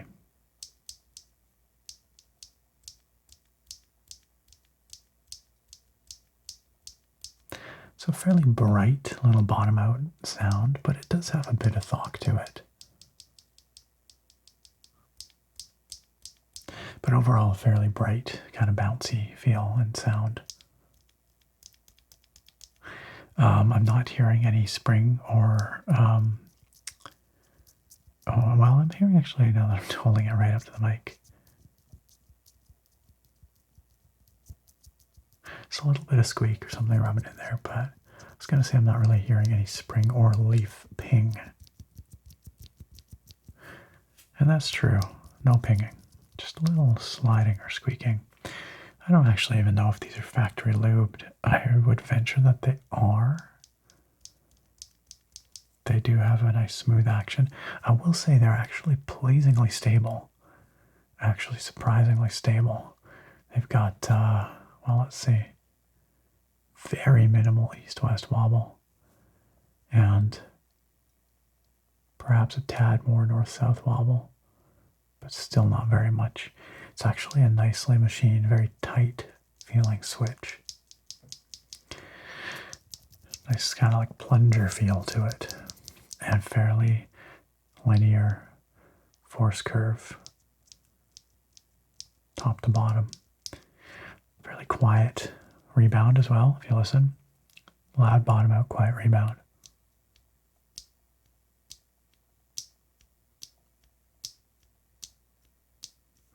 So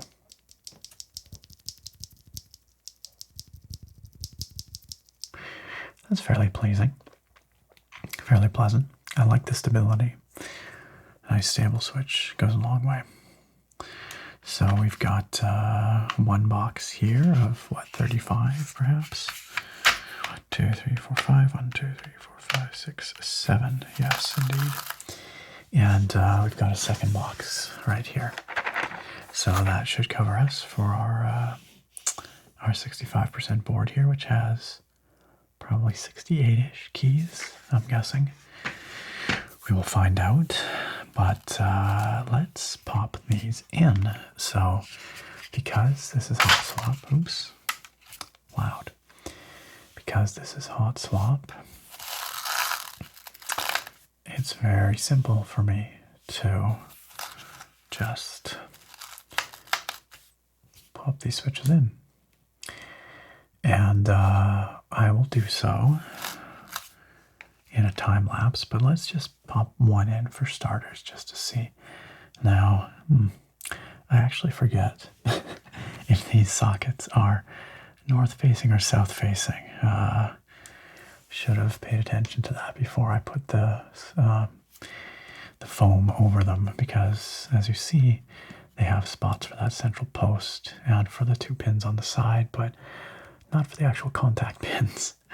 So those contact pins actually just kind of punch right through the foam and into the contacts for a nice tight fit. But I don't remember what we've got here. So let's venture a guess and say south facing. I feel like that might be right.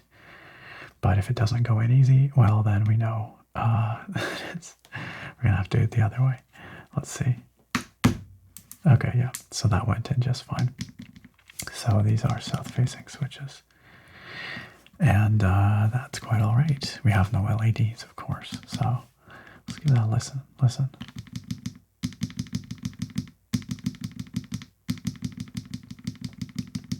I think that sounds very nice. starters. Anyway, it's a nice thok clack. I like a good thok clack. Okay, well, I'm going to carry on here and populate this board of switches, and you guys are going to see it fast. So let's go.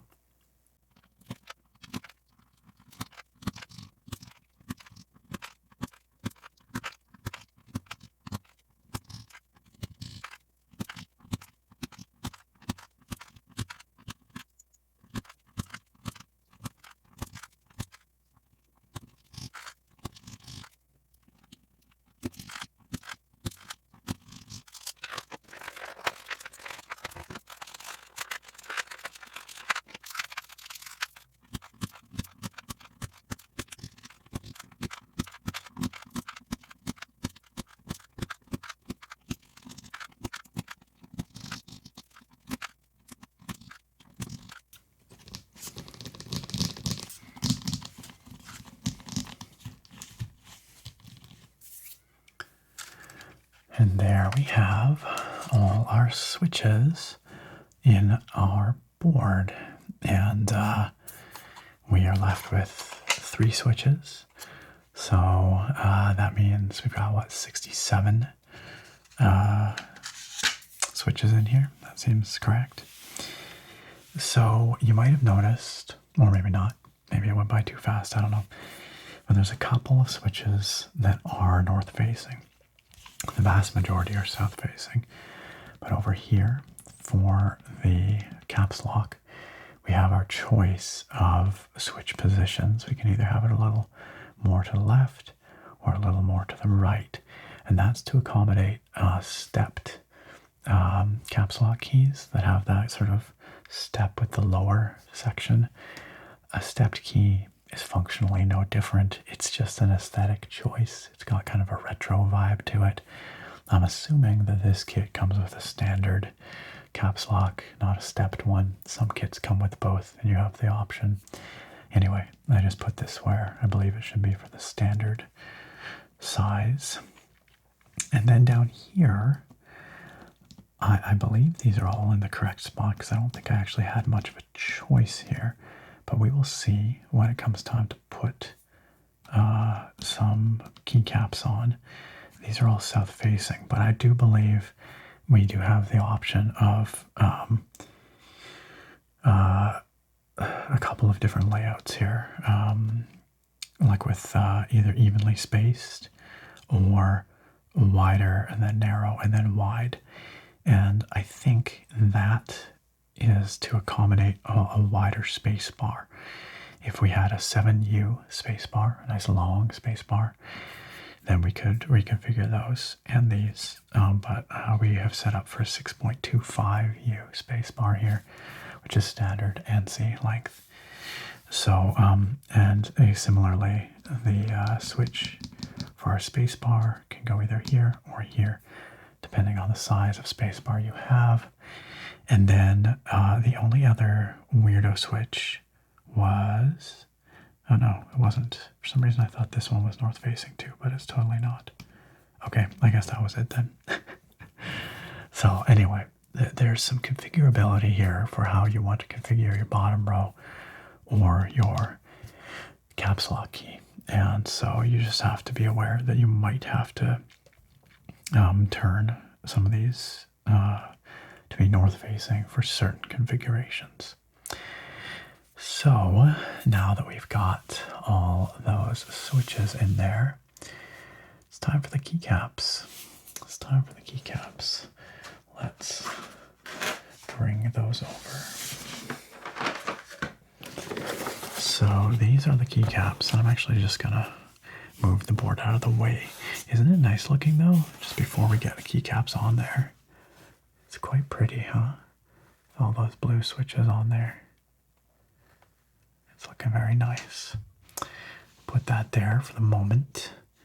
And let's just look at what we've got for keycaps here. So I believe these are the E-PBT Glacier keycaps.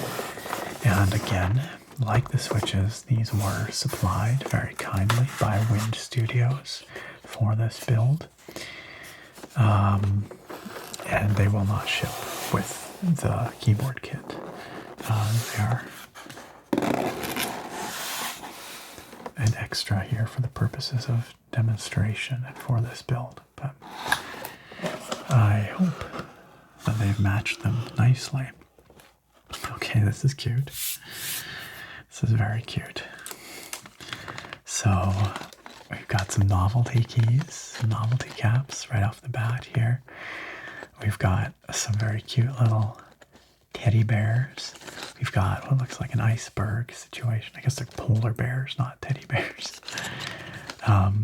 And I guess that's like a sun and a moon. I think that's what that's supposed to be. These are, I believe, die sub PBT keycaps, which is to say they're made of PBT plastic, and the color is dyed straight into them, basically fused into the plastic through a process called dye sublimation. And on some of these caps, like these ones, where we have a light legend on a dark cap, they've used 5-sided reverse dye sub, it looks like. So that's cool. But most of them are just standard, dye sub. They seem to be pretty nicely made. So it's got a little mold mark on it, but they're definitely pleasingly thick. And I'm not here to review or evaluate these keycaps, mind you. They're just a freebie that they threw in for the build. But yeah, they look nice.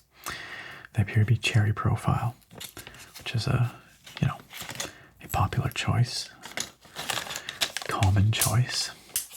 So let's put those novelties aside for the moment. Let's look at the main kit. I will include a link for where you can find these as well online. That'll be down below. So we've got a pretty full looking set here. And we've even got some fun extra space bars in the bottom there. Should we want to use those dark accents, because we have our choice with some of the dark accents here for enter, escape, shift, those sorts of things. But let's just start with the main kit here and go from there. You can see color-wise, they are a very, well, I think, pale gray. That's what they look like to me. And then like a pale, like a ice blue or robin's egg blue for the modifiers. But you know what, let's get it out of the plastic, because it's a little bit hard to tell with the plastic on there. And it's just a bit hard for me to tell in general. Color deficient as I am. This keeps coming up. It's these subtle colors are tricky, I tell you. But let's, how do I get this open? Presumably like this, but it's actually kind of tricky. Or is it just a top? Oh, I see, it's just a top. There we are.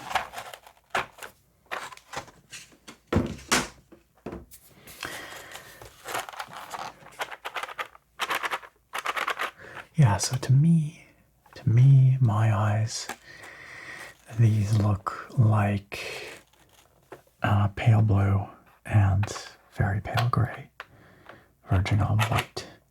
It's possible that there's almost like a greenishness to these quote-unquote gray keycaps. I can't actually tell. Maybe you can, but again, it's so hard to tell on a camera too, with like color grading and the color of my lighting, who knows. So I'll check with Sarah. She's got good color vision. She should be able to tell me once I've got this thing put together. But I believe that's the case. So let's move our board back in here, and let's get to keycapping. So I think most of it should be pretty straightforward. We've got our standalone escape up here, which, oh, that sounds pretty good, doesn't it?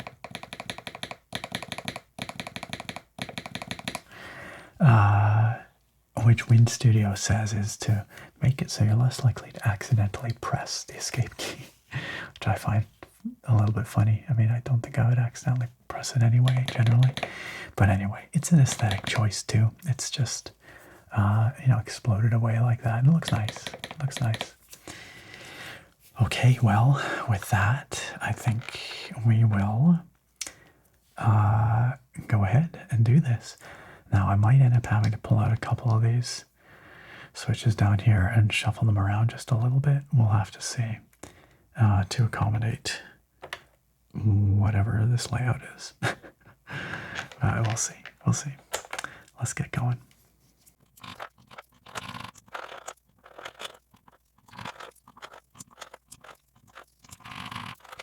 I just realized I'm an idiot. I put the whole F row on when there is no F row on this board, obviously, being a 65%. So those have to come off, and I'll be putting on the number keys. I just was not paying attention. Rookie mistake. Rookie mistake.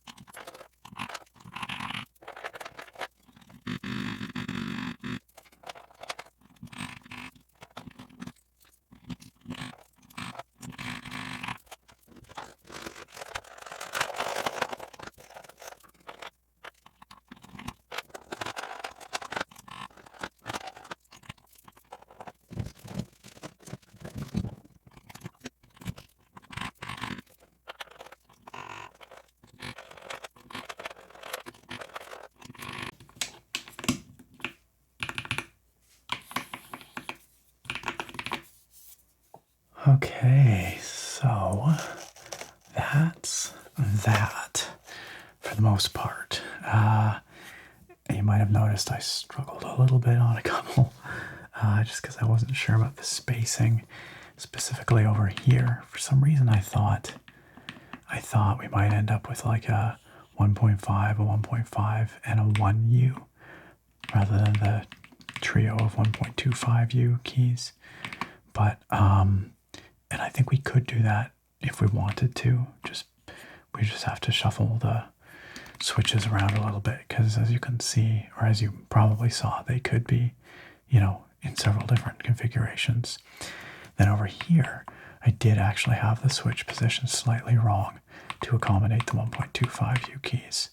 I had to move it over a little bit, and that was easy enough to do. And then I have, I believe, the correct profile for my nav cluster keys here, though, although, take a closer look here. Actually, I might have the page up and page down profiles reversed, but the delete and end keys are correct, although I don't know why I put end there. I would rather have a home key. Anyway, I'll switch that in a second.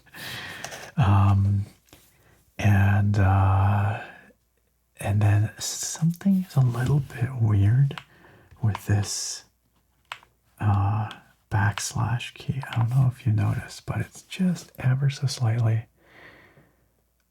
it's like slightly positioned just down a little bit. It's just not quite lining up.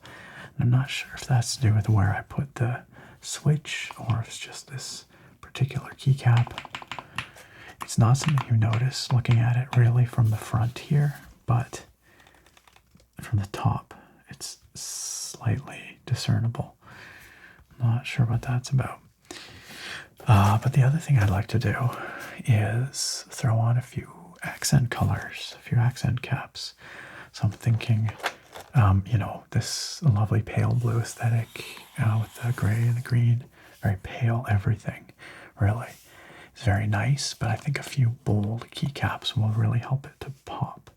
So what if we used this dark escape and then this Glacier style enter key right there. We could also just do a standard enter, but I kind of like the idea of having that iceberg there. I think that looks fun. We do have, you know, these other accent caps. Some of them are pretty cute. Some of them are pretty cute, but I don't know that I'm feeling the polar bear aesthetic necessarily. But look, this feels a little sharper and more elegant. But again, that is the beauty of these things. You can do whatever you want. Why don't we put on that dark space bar? I think that'll look nice. You can customize your keyboard the way that you see fit, whatever is most interesting or exciting to you. And that's the beauty of it. That's the art of it, right? So let me just grab my keycap puller here and make a few replacements, just a few. There's the escape. I love the sound of that escape key. Here is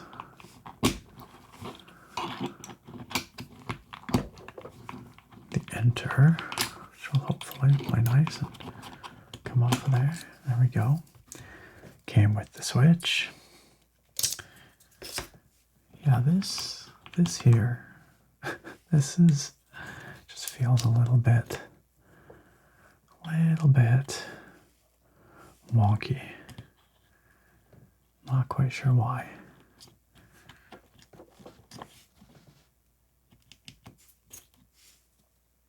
I don't really have an alternative for this keycap. It's just slightly off. And then put this back in. Gotta make sure it's facing the right way. There we go, and replace it with this accent cap. Is that actually a flatter profile than the... No, that's correct. That's correct. Just looked a bit flatter somehow. And then the space bar. And I'm really happy with how these stabilized keys sound, you guys. They are maybe a tad flat, like... Actually, I like the backspace a lot. There's no rebound sound on the enter. It's just the bottom, but it is very smooth. It's a tiny bit of tick on my backspace. Barely audible. With the enter key, there's nothing. Nothing. Left shift. Left shift actually sounds the best of them all. It is really nicely dampened, whereas these ones have very like hard impacts, which is strange since I treated all these stabilizers exactly the same. They've all been Band-Aid modded and Holy modded, so not quite sure why such a difference there, but anyway, I don't think it sounds bad. I think they all sound pretty good. Wait, what am I doing here? I'm not replacing that key. I don't know why It's going to stay as is. It's the space bar that I'm replacing. It's the space bar. Which also, I think, sounds really good. I was really happy with how the space bar was sounding. Space bars, as I've said many a time, are notoriously difficult to get right, but that's pretty darn good.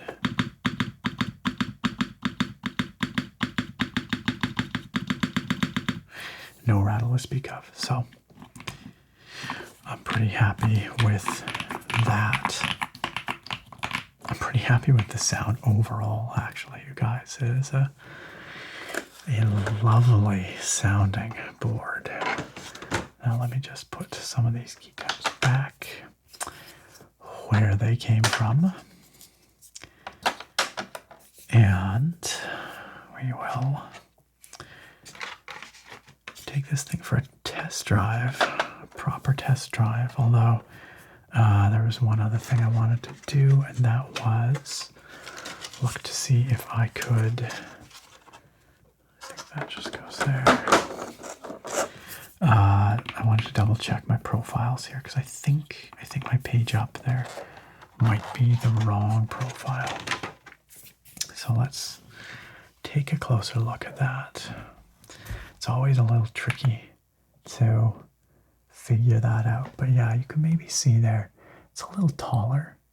It's a little taller than the other keys in this row. So I think I want to replace that page up. And this is the kind of thing that, I mean, you could totally get away with a keycap there that's not quite the right profile, and that would be fine. Like 99% of people would never notice. But I think what I want there is this page up.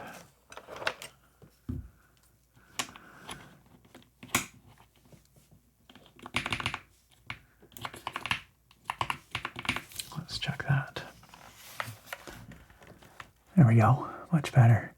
And actually I think this is a little short, so I think we want the other page down in that spot. I think I just flip-flopped the profiles. So let's pop that out. And let's pop that in. Is that any better? Maybe it's not. Maybe it's not. No, that's not quite the right profile either, is it? Or is it? Gosh, sometimes it's so hard to tell. I guess the answer is if you can't really tell, then it doesn't really matter. But I think that might be not quite right. Not quite right. Maybe the first one was more right. They're very similar if you look at them. They're very similar. But this one has a slightly lower rear, and that one sits a little higher. So let's put that one back on. Maybe it was just positioned not quite right.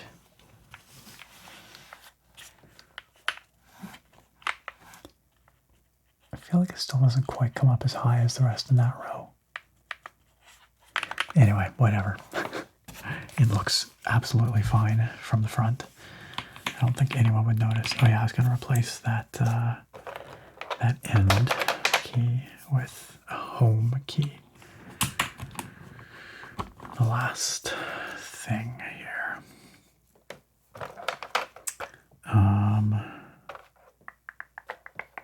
Unless I don't have a home key in that profile, that's possible. Might not have one at the right height in this kit. Yeah, because that home key is definitely too tall. You see? Too tall for its row. Now, I could put that home key here where the delete is, but if I want something there, I guess it's going to have to be that end key, and I guess that's why I did that. Some kits will come with a few more options for coverage on this column here. It really depends on the kit. But if we want the correct profile, and it shall be. Alright, let me just move this out of the way, and then let's admire our handiwork, shall we? So, here is our completed board, our completed Wind SIN65, and it is gorgeous. It is so beautiful. Just the sound of this.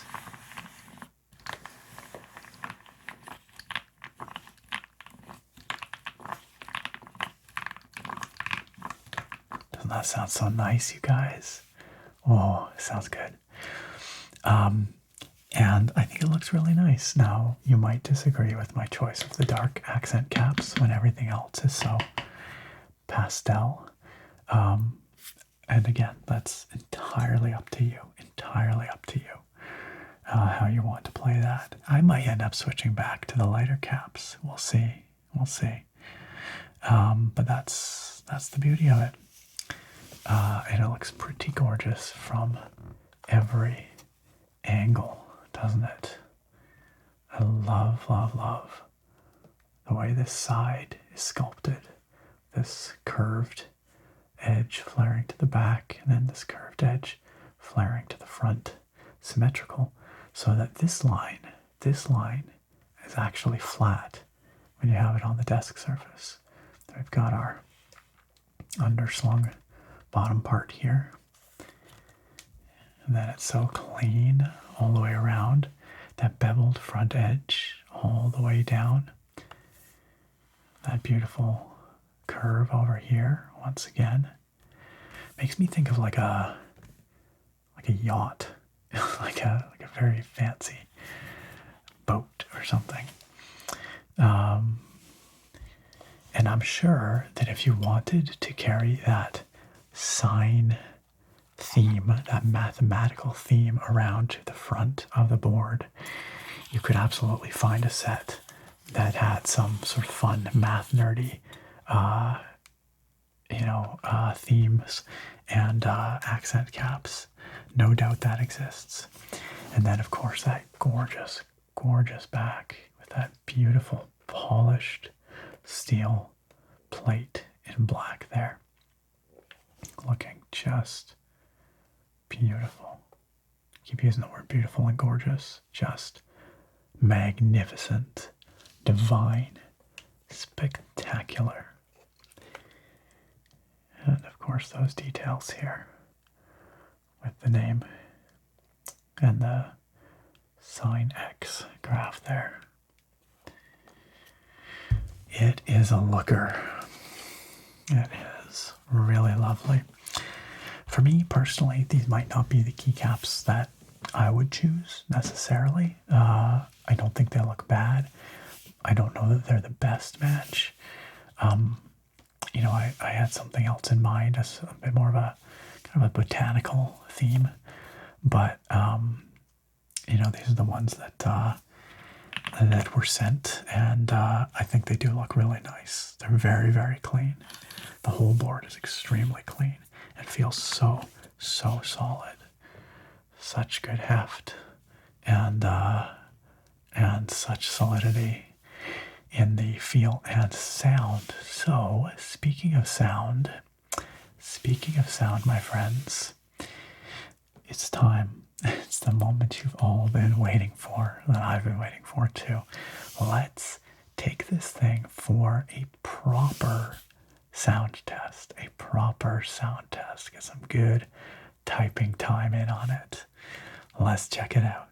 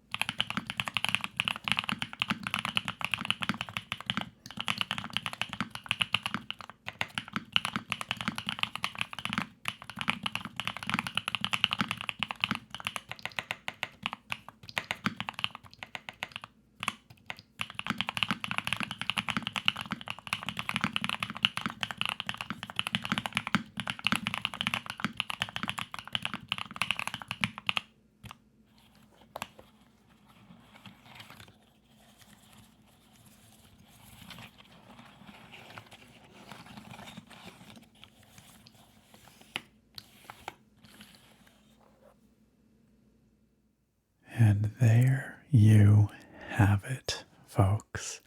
The Wind Studios SIN65 built and tested. This thing is amazing. In a word, amazing. I love this keyboard. I love the way it looks. I love the way it feels.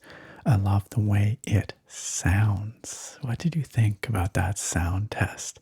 What a delightful sound profile.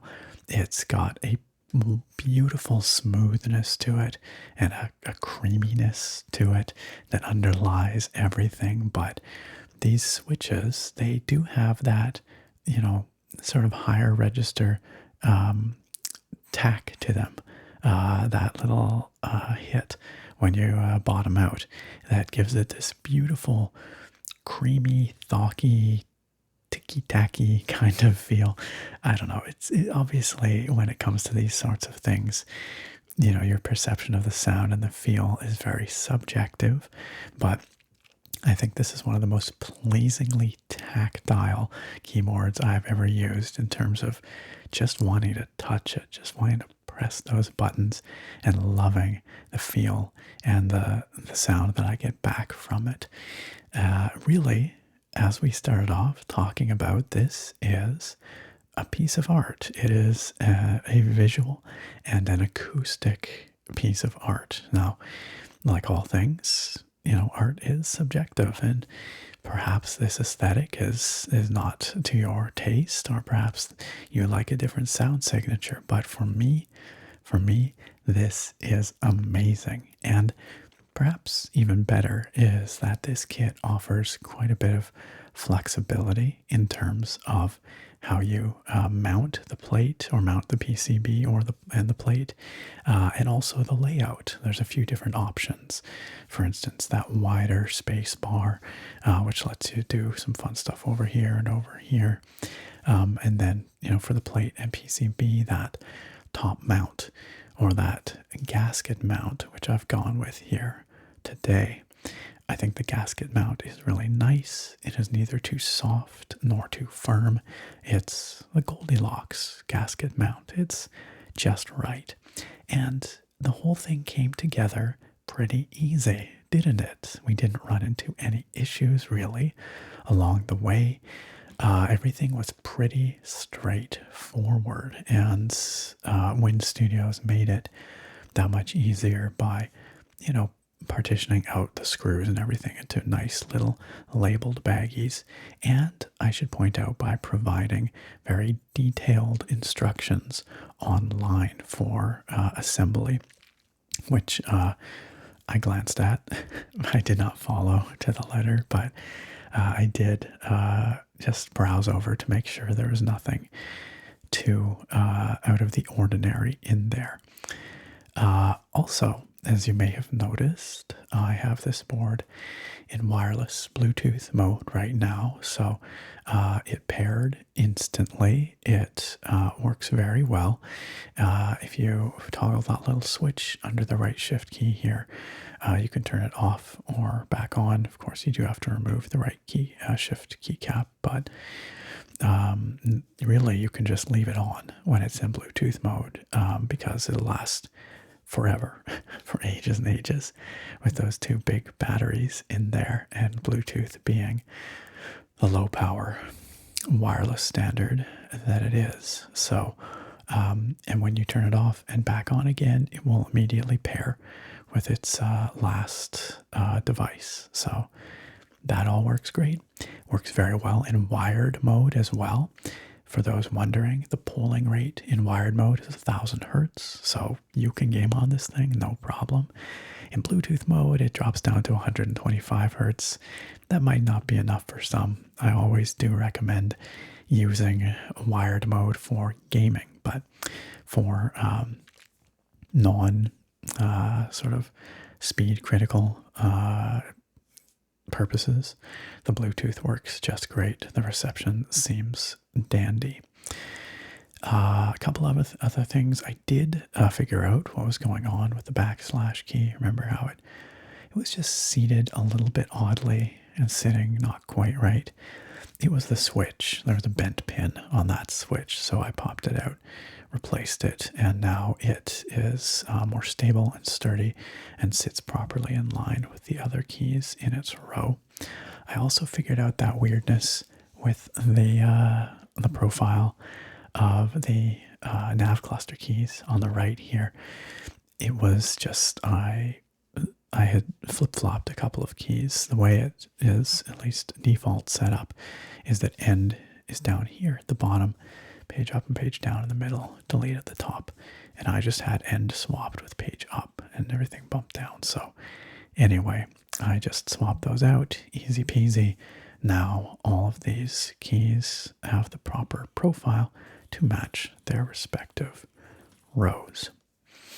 And that is just about it, friends. I don't have too much more to say about this. I really, really like it. I love it. I really love it.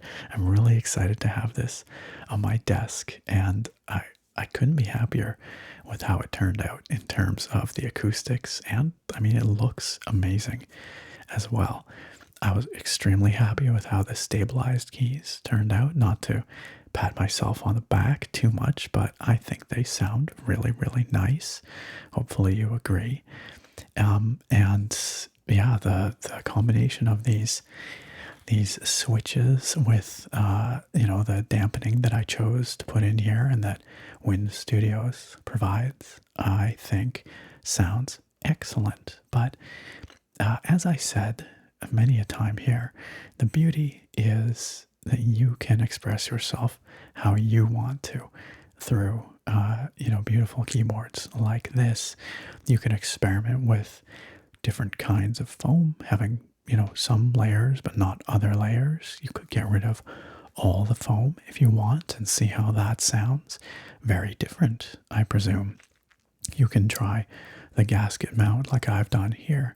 You could try the top mount, which I bet sounds very good too. It has those silicone dampeners and sort of hangs off the top, so I bet you that has a really appealing acoustic profile.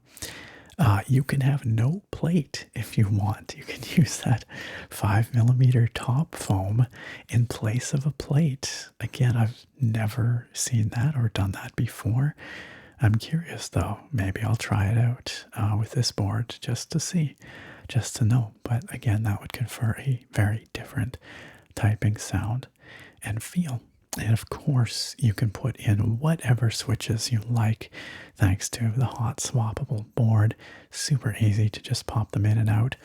These switches I like quite a lot. I had never heard of this brand of switch before, SOTC switch. It's my first encounter with them. But the Raindrop switches, as they call them, are really delightful. Very stable, very smooth. And they have a wonderfully high quality linear feel. The consistency is excellent. And I do think they have a bit of a raindrop sound to them. You could imagine that. I think that's a fair thing to name them. They definitely have a lovely sound signature, but you could put whatever you want in here. Linears, tactiles, even clicky switches if you wanted.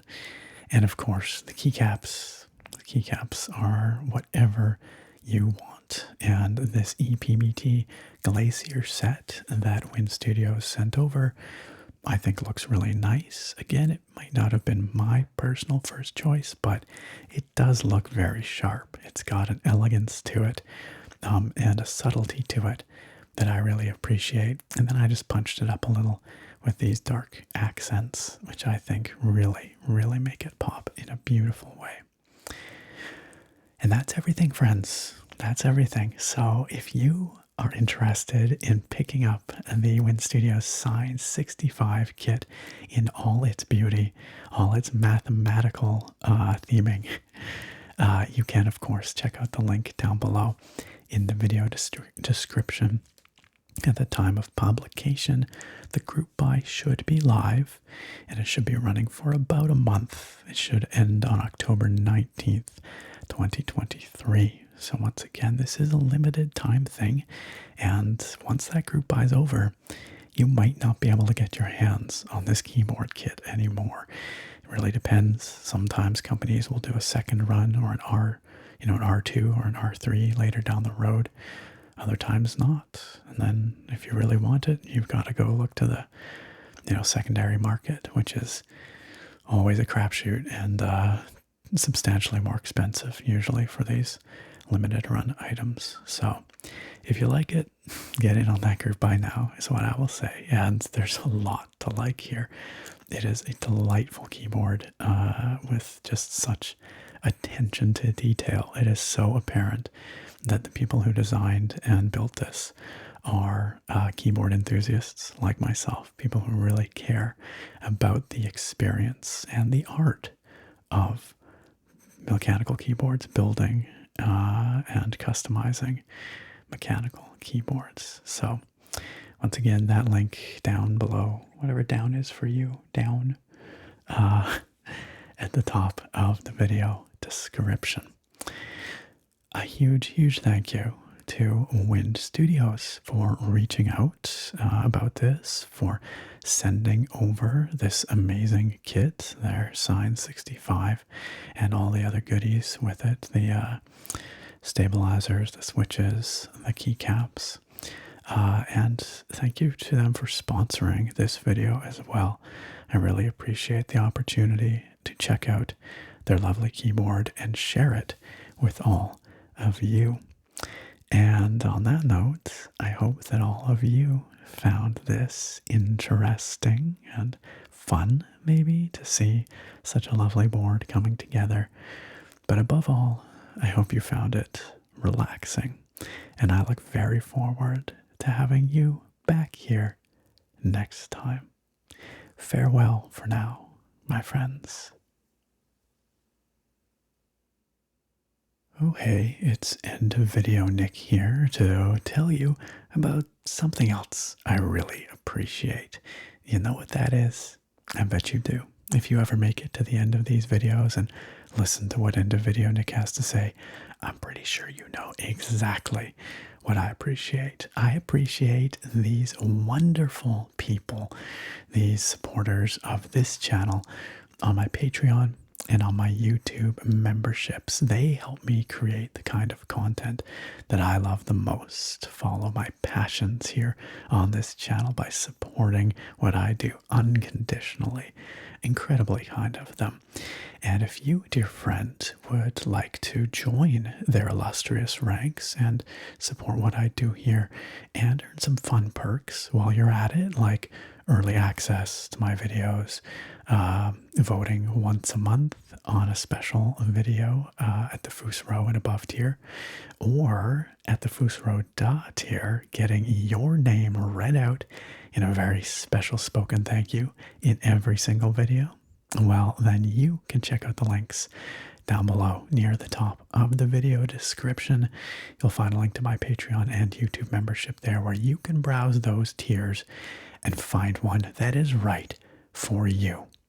Perhaps it will be the Fusro Da tier, and it is my honor to read out the names of our Fusro Da tier patrons and YouTube members for this video.